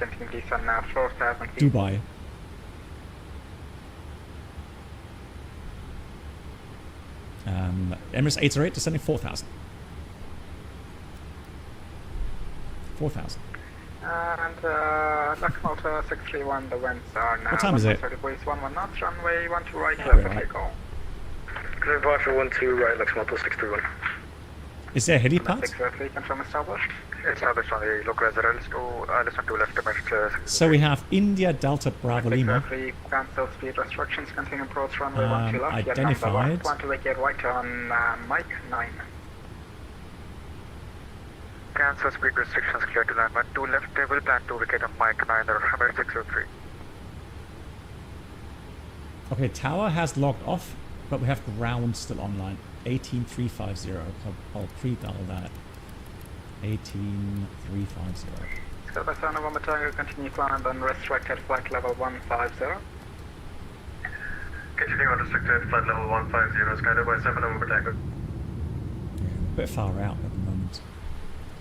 Just see here. Emirates 808, speed 210 knots.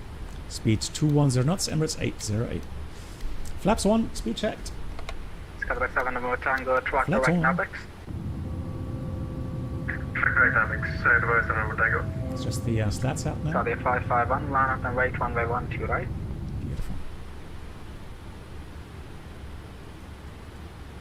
Saudi 551, line up and wait runway 12 right. Yeah, no, right, bad. I'm a bad VATSIM pilot today, getting distracted. Saudi 551, depart departures. Oh, there's a... What's that? Saudi 551, Dubai. That looks like the...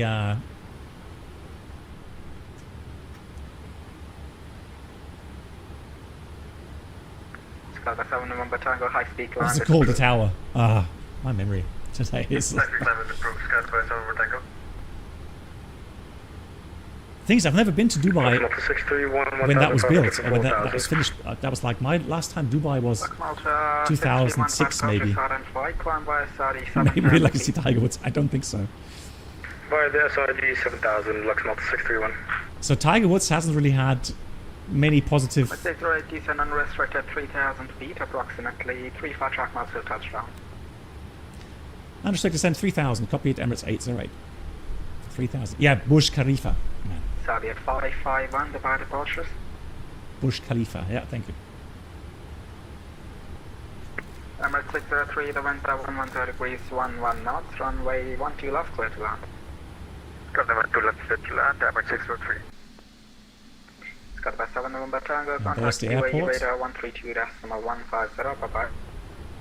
132.150, bye-bye, Scanner 7 November Tango. Emirates 808, continue descend unrestricted 2,000 feet, speed 190 knots. Unrestricted descent 2,000. Speed 190 knots. Emirates 808. Flaps 5. Speed check. Flaps 5. 190 knots. Saudi at 551, the departure.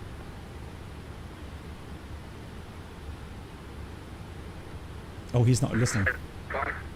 Test. Saudi 551, I called you like 10 times. Yeah, you have to listen. 100 degrees, 11 knots, runway 12 right, clear for Very takeoff. important.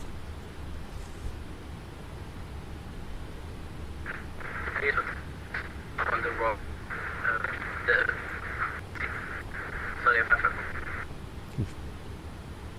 Emirates 808, on right heading 030 degrees base. Right heading 030 degrees. Emirates 808. You see, like me, I listen. Max Alpha 631, continue to climb Heading unrestricted select. flight level 150. Right, let me, Unrestricted up to 150, Lux Moto 631. let me just delete a couple of waypoints out. So that we get sequenced. Oh, and we have to slow down. Why is it not slowing down? No, come on, slow down.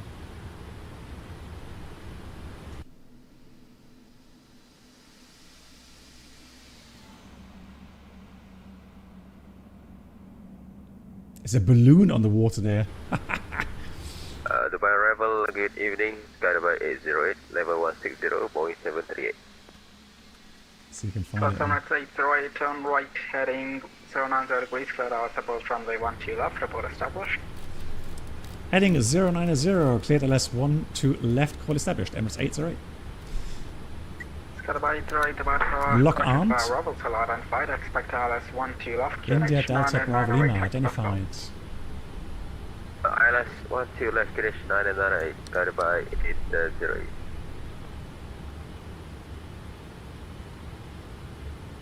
Has he really? Malta 631, track direct Look, navigates.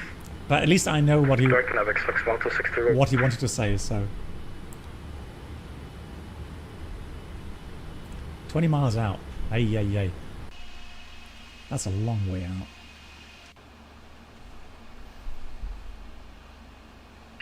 Skydiver 808, descend now unrestricted 2,000 feet.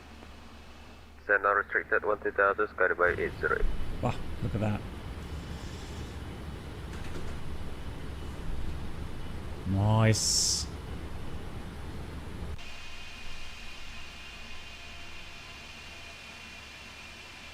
That looks so good.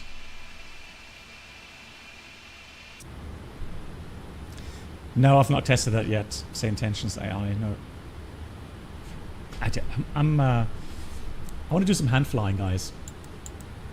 Manual flight, so manual thrust, and Emirates 808, confirm establish. Emirates 808 established localizer 12 left. Emirates 808, cancel speed restrictions, continue approach runway 12 left, via number 2. Okay, cancel speed restrictions and we continue ILS 12 left. Emirates 808.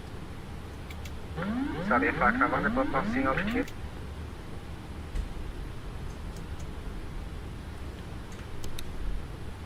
Right, light slope armed. I always get a bit confused regarding established on the ILS. By 808, turn right heading 080 degrees. Right heading 080, Skydiver 808. Saudi 551, demand departures. Saudi Malta 631, contact UAE radar 132.150, bye-bye. Let's continue a small descent. Call sign was blocked. Yeah. That's Malta 631, contact UAE radar 132.150, bye-bye. That's my excuse. 132.150 for Lux Moto 631. See ya. Dave bad excuses today, indeed. Saudi 551, the bad departure. It's Spartan for me. Internet's bad. Okay, Skydiver 808, track direct Robert, Romeo, Oscar, Victor, India, Bravo. It's a bit strange. It wants to roll to the right. Skydiver 808, track direct Robert, Romeo, Oscar, Right, Victor, well, we're pretty India, low Bravo. down. Gears coming out. Direct Robert, Free speed. 808. Emirates 603, welcome to Dubai. Taxi left on Mike, hold short runway 12 right for crossing at Emirates 603. Flaps 15. Emirates 603, welcome to Dubai. Taxi left on Mike, hold short Mike 13 Bravo. Left Mike, hold short Mike 13 Bravo, Emirates 603. Flaps 20. Saudi 551, Yes, climb last by out. restricted Say that now of 10,000 feet.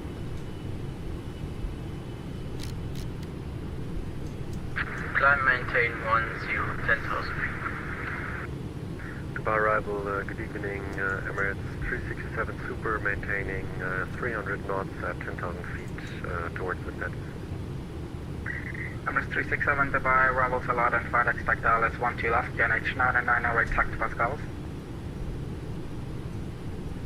367 expecting Glasgow, 12 missed left, approach. QNH 908, 3,000 sets.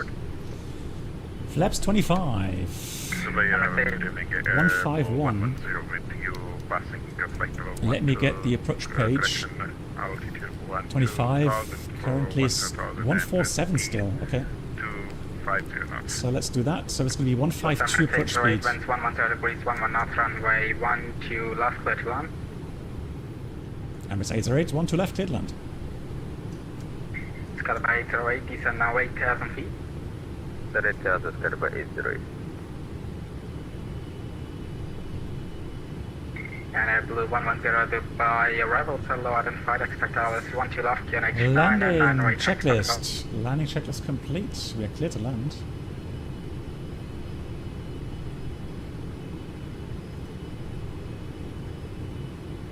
Saudi 551, track direct Kudley.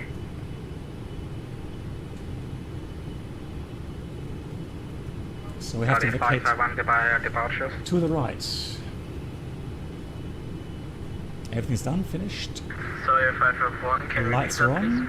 So nose light as well. Saudi 551, track direct Kudley.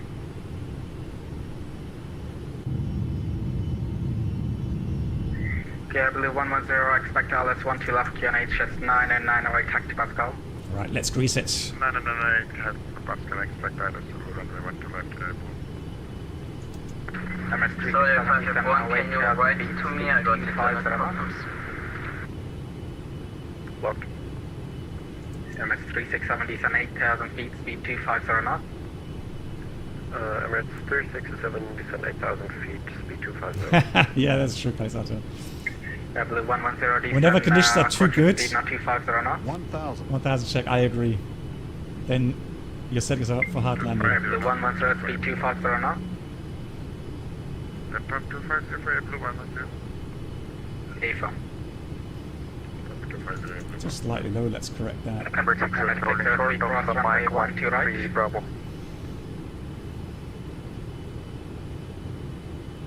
Emirates 603, cross runway 12 right. Cross 12 right, Emirates 603. Skydiver 808, descend unrestricted 6,000 feet, speed 230 knots. 1, 2, Speed left. 306,000, Yep, are one to left, Skydiver confirmed. 808. Blue 110, speed 230 knots. 400. Saudi 551, climb unrestricted flight level 150. 300. Flight number 150, Saudi 551. 200. Continue. 5 kilo, 9 miles from the 100. Saudi 35 kilo Dubai, arrival, Salat and flight, expect LS approach runway 12 left, QNH 908 hectopascal. 10. LS 12 left, QNH 998, Lufthansa kilos. Speed brings up, reverser. Guys, I'm not kidding you. I don't know what they did with an update, or if my controls today are a bit different, but it's so much more pitch sensitive. Heading VATSIM expected VATSIM 3 Bravo arrival. Right, brake disarmed. Going to vacate to the right. Hey, Caesar, how you doing? 121 Dubai arrival to London flight. Expect Alice 12 left, QNH 9 and 908 taxi Pascal. Please 998 expect Hector passengers expect 12 left. Good day, Anton. Good day, 121 speed 250 knot. And my steering doesn't Good day, work. 121 speed 250 knot. Current 1 speed Yeah, no, that's cool. Cataway 08 approximately 355 So miles Mach to touchdown. 9er. Descend now restricted 3,000 feet, speed 210 knot. Just 3,000, vacate. 355 miles, After speed landings. 210 knot, Cataway 08.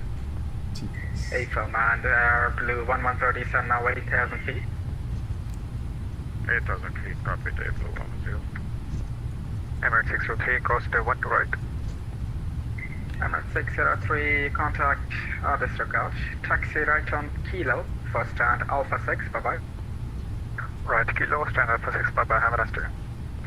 Joby control here, return. That A380 there. For heavy, ready for taxi. 1224, standby, call you back short.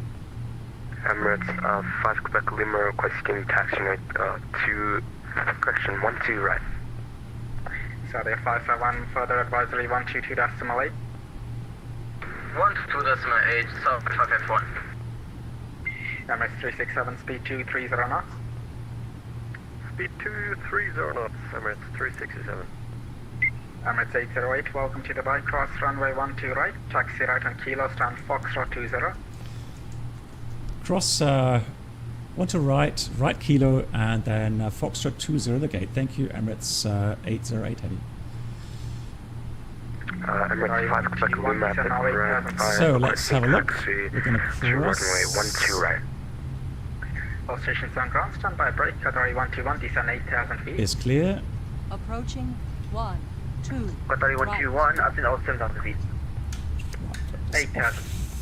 So right Kilo, and then we'll search for the Lufthansa 35 Kilo, descend now 8,000 feet, speed 230 knots. Foxtrot 20. Okay. So next Kilo to the right. And Mahana 224. Yeah, so Fishcop, I'm not sure if it's due to a light mod that I've installed. Emirates Quebec Lima, confirm requesting taxi.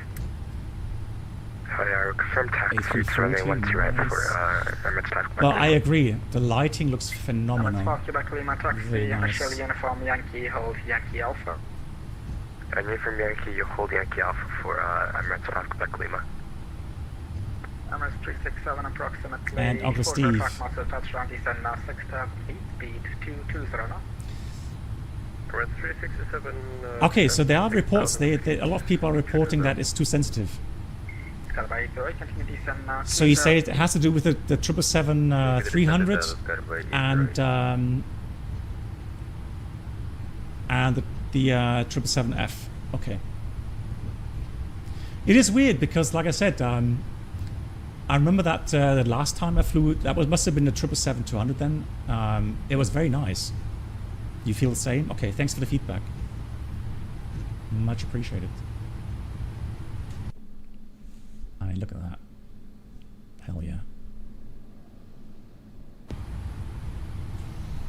That's a nice A340-600. Be able to make a left turn 180 onto Kilo.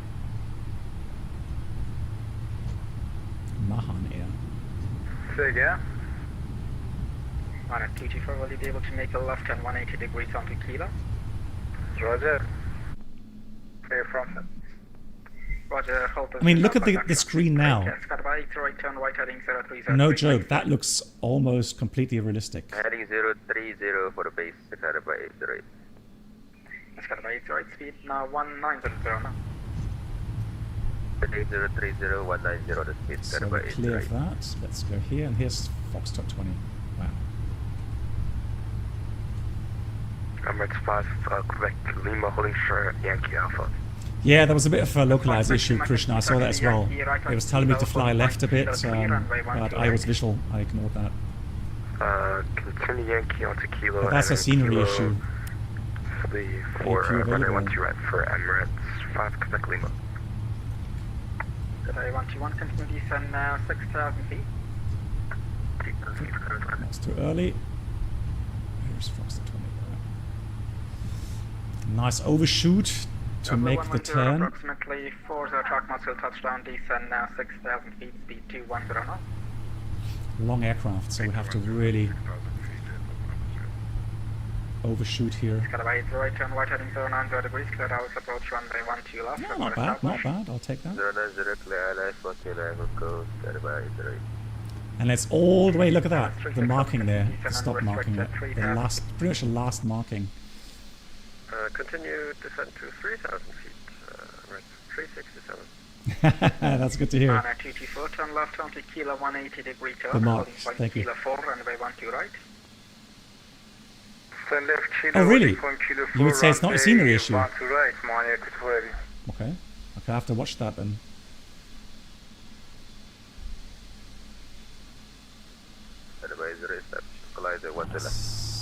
Beautiful. Parking brake is on. Let me get dome light on. APU is available. Let's switch off the engines. Welcome to Dubai, ladies and gentlemen.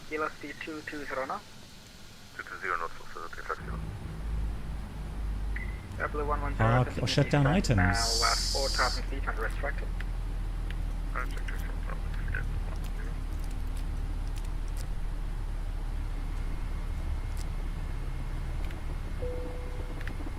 Emirates 367, speed 210 knots. So, shutdown checklist, parking brake set, shutdown checklist complete. So, hats off to the controllers here. Thank you so much for staying on past your schedule. So, they were supposed to finish at 1900 UTC. So, it was already 40 minutes later. And that was because of our crashed desktop at the beginning. So again, appreciate that very, very much. Give me 5 minutes if you have that. 5 minutes, I'll jump into a helicopter. I just have to get rid of the yoke and install the joystick. It's going to take me, like I said, 3 minutes max, and then we'll fly along and explore the city a bit here in X-Plane, if you like. Refill coffee, please. See you in a few minutes. Hang on. So I'll leave the stream running. Give me a second.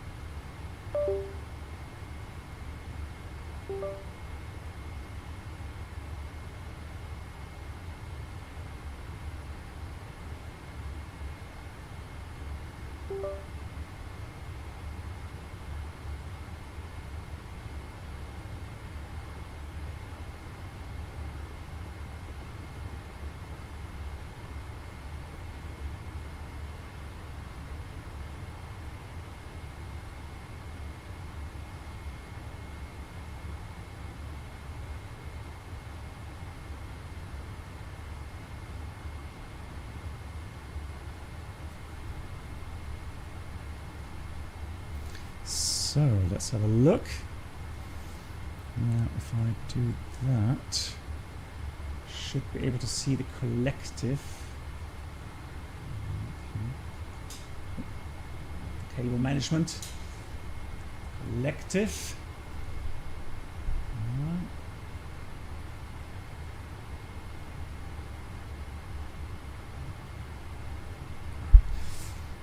Cool. And then let's get into a helicopter. So flight configuration. I'm going to check the. We'll take the Huey again because that's the one I can start up fastest. I'm going to take. We'll take this one here, and let's do a bit of daytime, shall we? And then we'll start up. Do we have a helicopter pad here? Helicopter, tie down. Yeah, let's go here.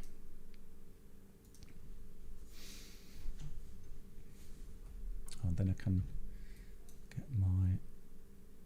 Let's take that out. Let's refresh that. Gonna close that. Start new flight. Come on. Moser.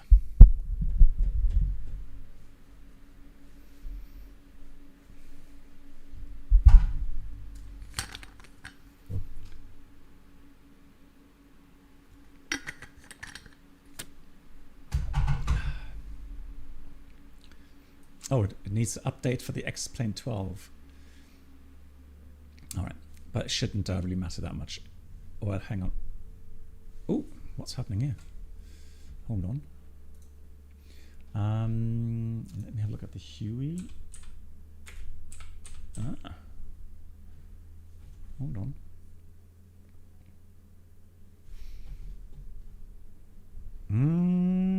That may be an issue. Hang on. Sorry. As much as I hate to do it, but I have to. It's going to take 2 minutes, guys. Yeah, I need to update the config file. I can only do that when install the plugin. Close. Now it's configured. All right. Yeah. Otherwise, the controls will not work correctly. Good. Like I was saying yesterday in the surprise stream.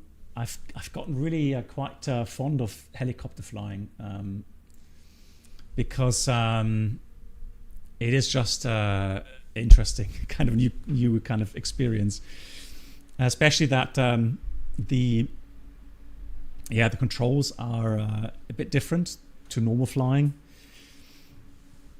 So there's kind of an extra dimension, that comes into play with the collective. But once you get your brain, your head around it, it's actually quite nice. Tuxo, hello. Your pitch density comes from your nose trim, which was slightly off-center, giving you crabbing position. I think it's happened when a disconnect. It's not simultaneous at auto. Okay.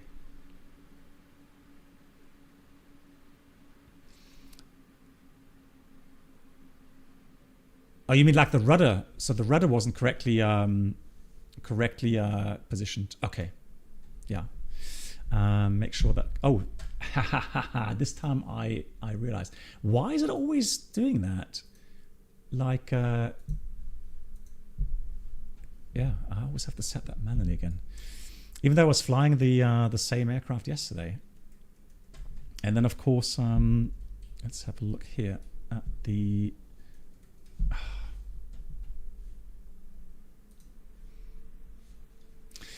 That's another thing I found here with the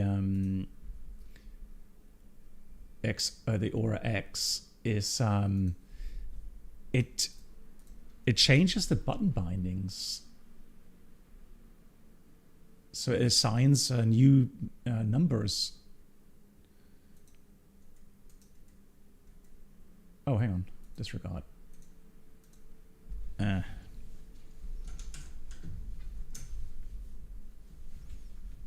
Disregard. I need to get the grip correctly connected.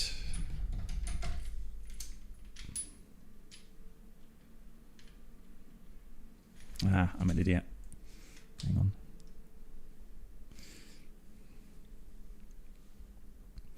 1 second, sorry.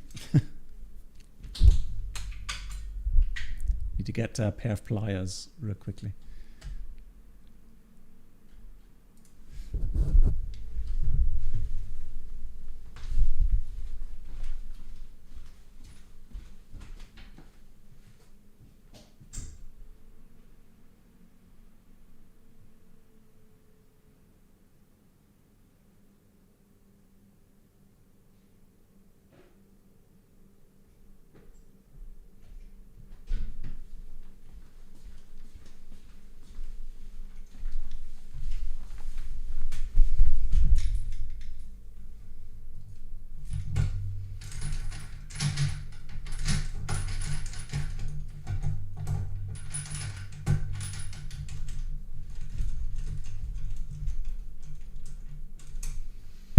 Right, Seattle flight says thunderstorms caused delay at Seattle Airport.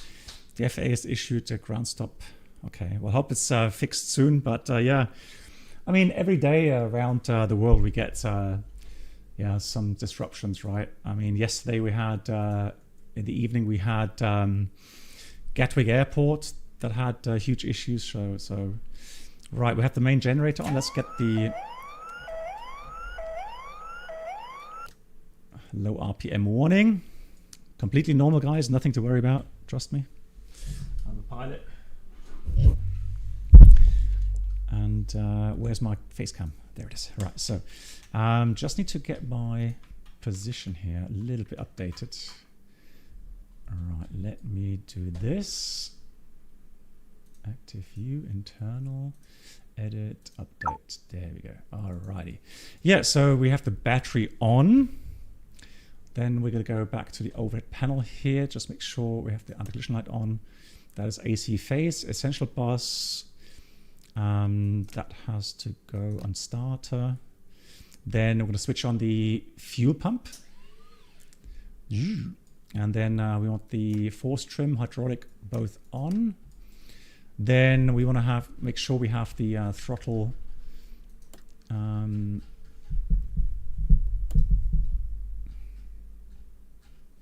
at idle, and let's start her up. Let's hit the starter. That bound is not... Oh, it's in the front here somewhere, wasn't it? Hold on.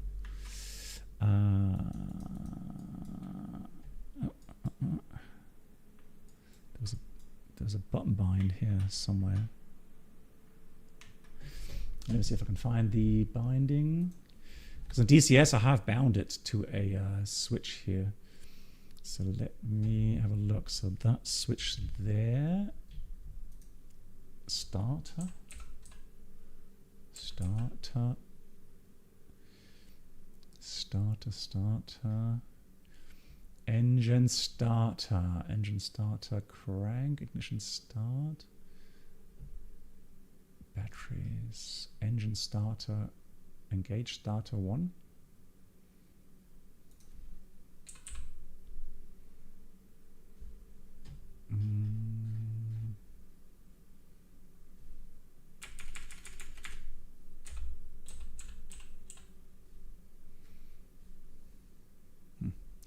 Anyone know where that click spot is?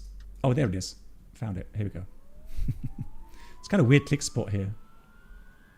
Now watching the ITT or the EGT.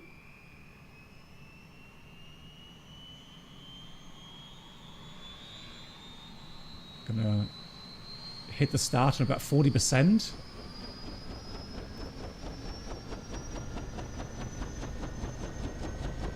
Here's 40.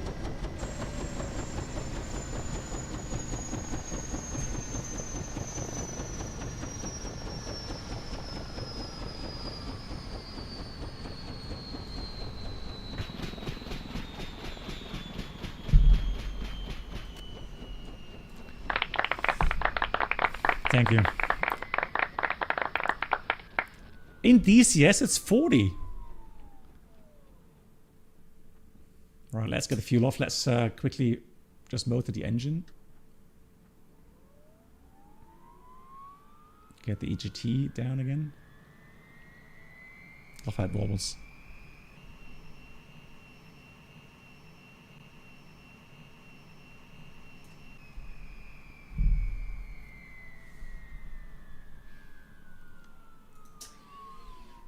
fuel on. Let's try again.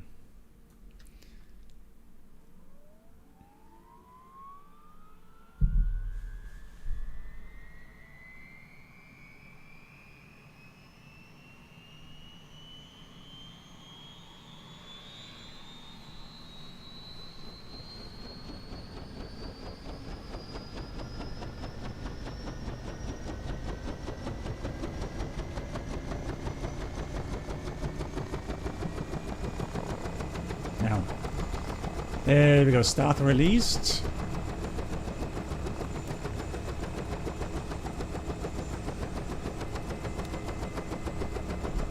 Slowly advancing. Throttle increase. Getting the RPM to 70. Without overpowering exhaust temperature.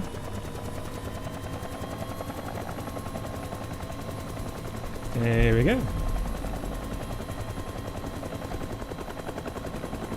Successful start. Inverter on.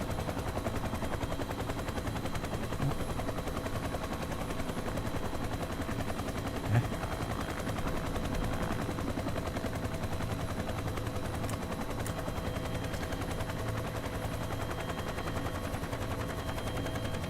That's warm enough, we don't need any pitot heat. Caution reset. And do we need... no, we don't need the navigation equipment, do we? Radios we don't need, we're not on VATSIM. Alright, let's go flying. Let's do this. What you mean?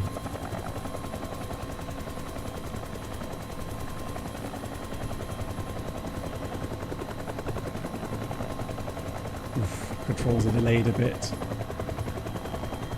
Alright, let's go.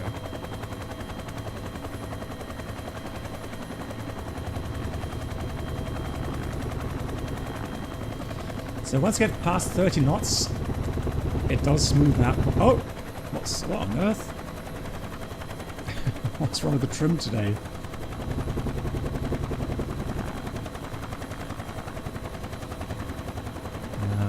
Come on.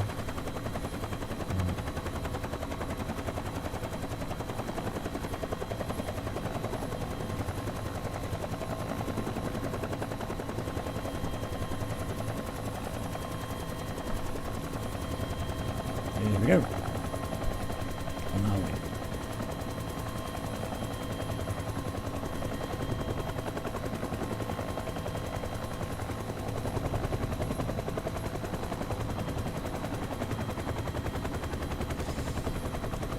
The lighting mod I'm using is it's called ITC Light Mod and Drishel. I'm not happy with the flight controls. Something weird with the joystick, but it's a bit delayed with the inputs, as if there's a. Oops. This one. I'll just have a quick look at the profiles. Oh! Bad idea to do that on the fly. But that's better, isn't it? Not really. It's as if there's a big dead zone for some reason in the flight controls, which you shouldn't have. But anyways. Right, let's continue. Let's speed up a bit. And let's enjoy the scenery.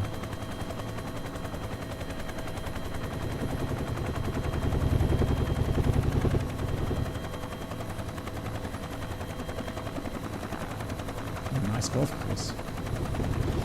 No Tiger Woods, I'm afraid. Yeah, Teppichklopfer, exactly. So nice fly-by view here.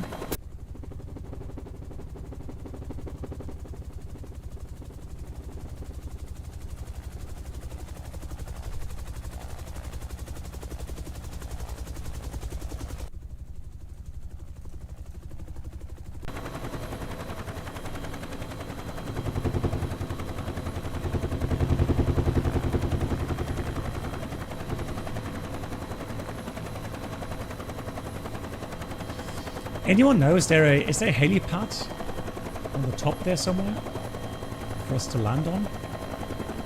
Oh, there's one in, hang on. Hang on, I've got to go first to the,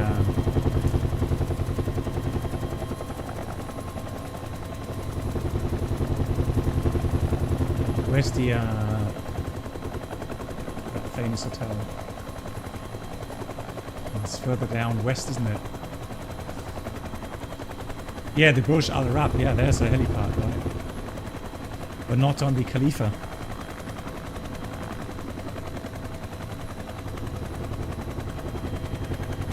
Yeah, over there. So it should be somewhere. Okay, so we'll go first to have a look at the Al Khalifa, and then we'll go try to land on that helipad there. I don't know what it is with the flag control. It's really weird. It's really with the flag controls to do. Base. Oh! Ah, okay. Why is that not set here? Ah, that's better. That was why. Now I have no excuses. Let's have a bit more collective.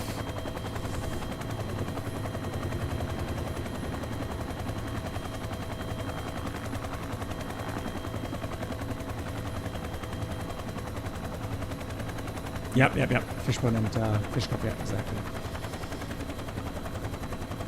It's kind of weird if you see pictures or video recordings. That tower just seems enormous, and then if you fly with a helicopter, we're 1,000 feet now. I mean, it's still tall. Don't get me wrong, but it is a different perspective, isn't it?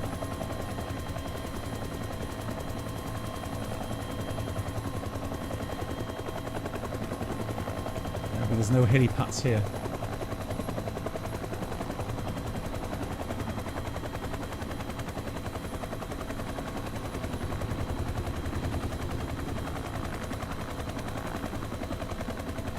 I love the Huey. Everything shakes.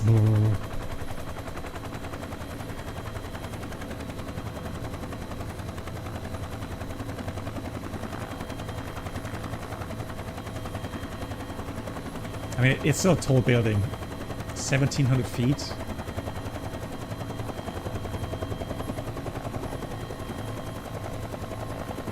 What? Where's one? On the right? Hang on. Yeah, but we're gonna land on the helipad here at the hotel. Yeah, at the Burj Al Arab. Yeah.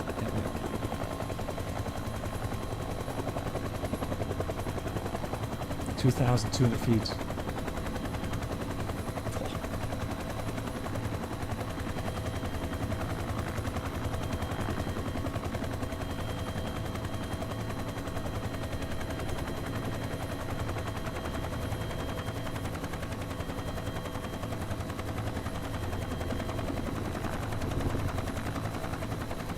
So here we are. 2,500 feet.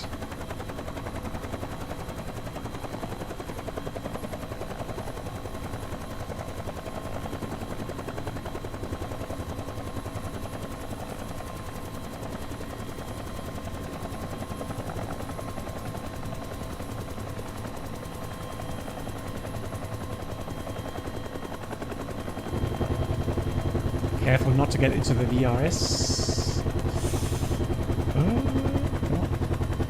There we are, into the VRS. Let's escape out of it.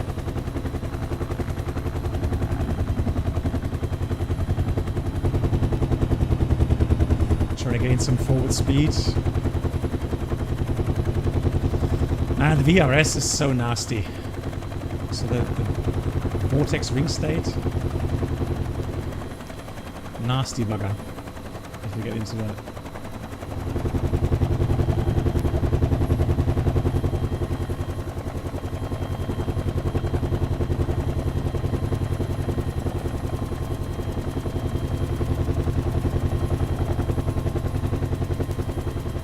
Oh, there's a helipad right there, you're right. Yeah, you're right. Let's do the first practice then. Let's try to land there.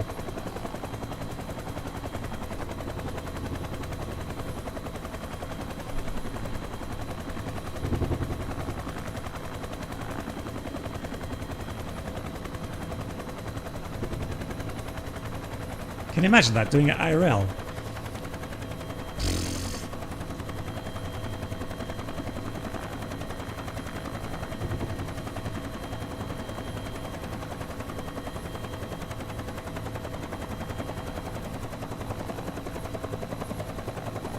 Let's jump. Oi! Give me a chance to prove myself.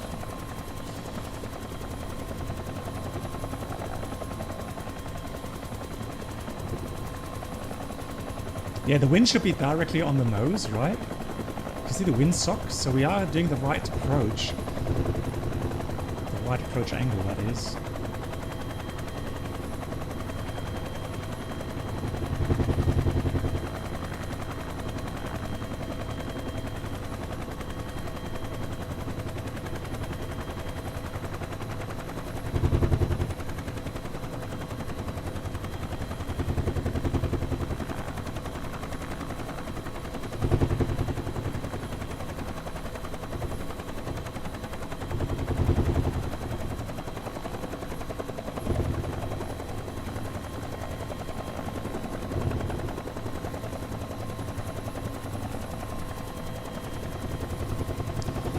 One thing I found still a bit weird today, the rudder pedals, they just feel completely different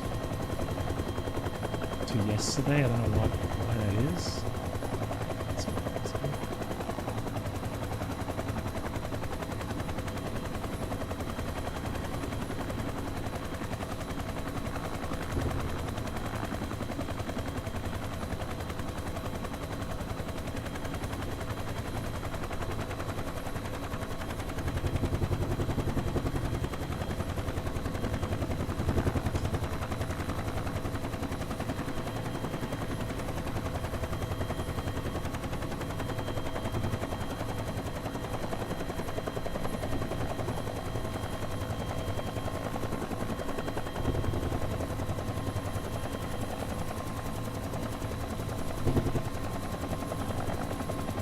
Come on, we can do this. We've got this. Come on. It's windy.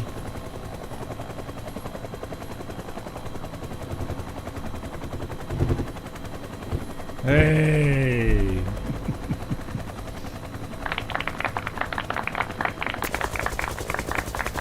Not perfect, but we made it down. Exciting.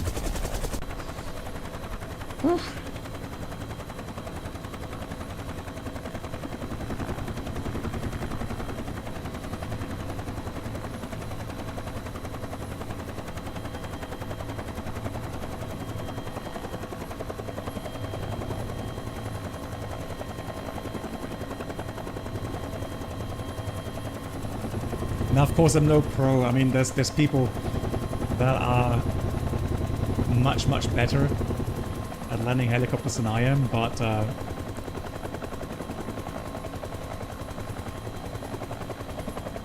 under the bridges, no. Let's not get ahead of ourselves, okay? Right, one more landing at the next hotel, and then yeah, I want to fly the DCS mission. Yeah, yesterday we got into the VRS again. So the vortex ring state, and we got pushed down. But I mean, DCS does simulate that quite nicely with the, you know, the stressful environment in the combat arena.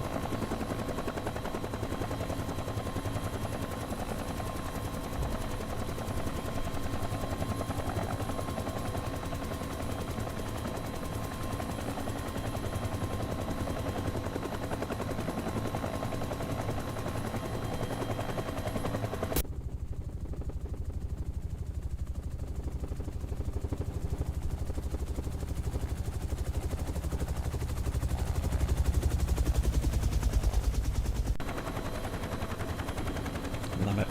That's so cool.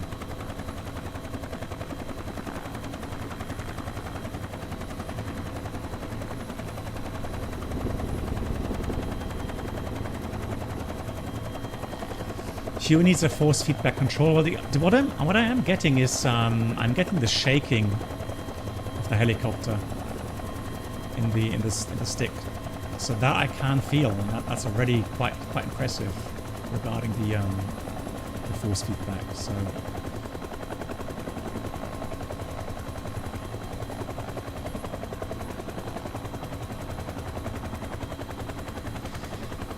Yeah, so I mean, one fascination about BCS is the flight models. So it does feel very nice to fly there, and you know, the immense amount of different aircraft and helicopters, and even vehicles for that matter, you can jump into is just incredible. And then again, the level of detail is also enormous in DCS. But it is, of course, it is a, you know, and you can. I mean, you can just simply fly like in the Huey, you can fly rescue missions, or in the Hercules, you can fly supply missions. So you don't have to actively, you know, do combat missions. But yeah, in the end, it is a combat simulation, right? But it's a fantastic platform regarding aerodynamic feel. Fidelity of the aircraft. Yeah. You can get there's 2 or 3 free aircraft. So the Su-25 front foot is free. You got a Mustang, which is free.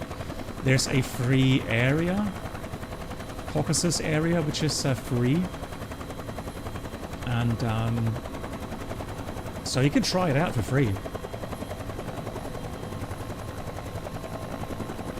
Marianas is also free? Okay, I didn't know that. Marianas is free. Okay, let's see. Where's the platform? Should be on the other side, right? Oh, there it is. Oh my god. Now, can you believe it? Someone landed a stall aircraft on here, like, you know, short takeoff and landing, on that little platform. And that was not a helicopter.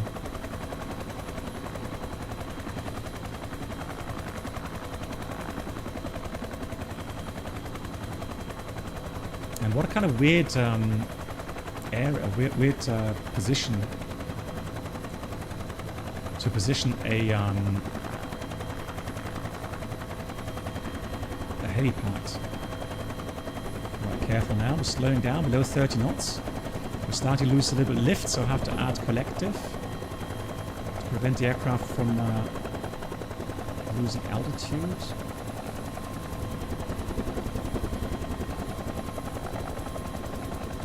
Easy does it.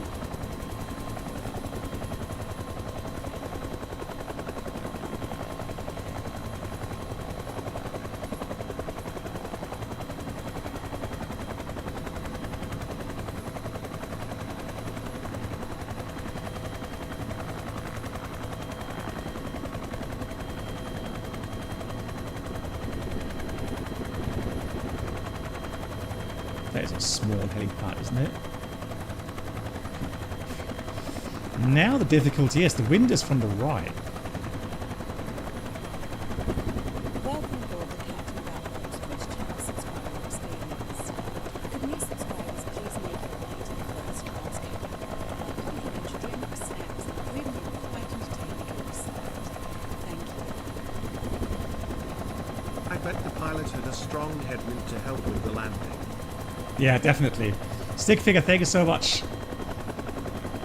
Thanks for 22 months. Right, let me concentrate. Let's not fly against the...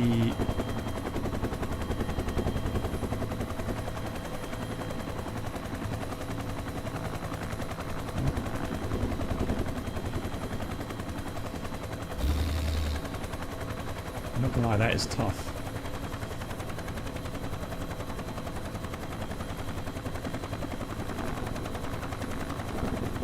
I hope that is actually a platform where we can land on.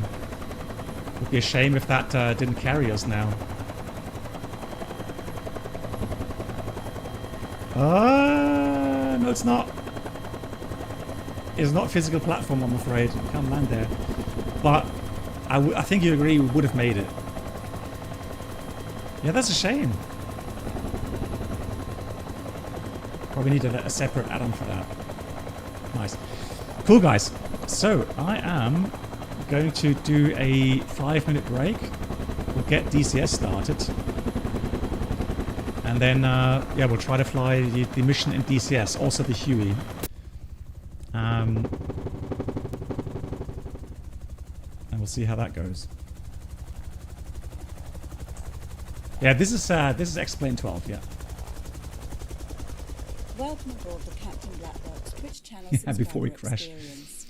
Right, let's exit. Please make your way to the And Lilienthal, oh my god, Lilienthal. Complimentary drinks, snacks, and premium flight entertainment. 114 months. Thank you so much, Lilienthal, for the 114 months. Much Would have appreciated. been a good job, BB711 thumbs up. Yeah, it would have been. I would have loved to fly helicopters. Yeah, absolutely. Aviamar, no, we're going to do, yeah, so it's 3 minutes. I'll start the stream again in 3 minutes. We're going to go into DCS. So just a quick restart of the stream. And then we'll be back again. Give me no intro, no outro, guys, even 1 minute. All right, we'll skip the outro. The flight was good. Yeah, enjoyable. Good landing. All right.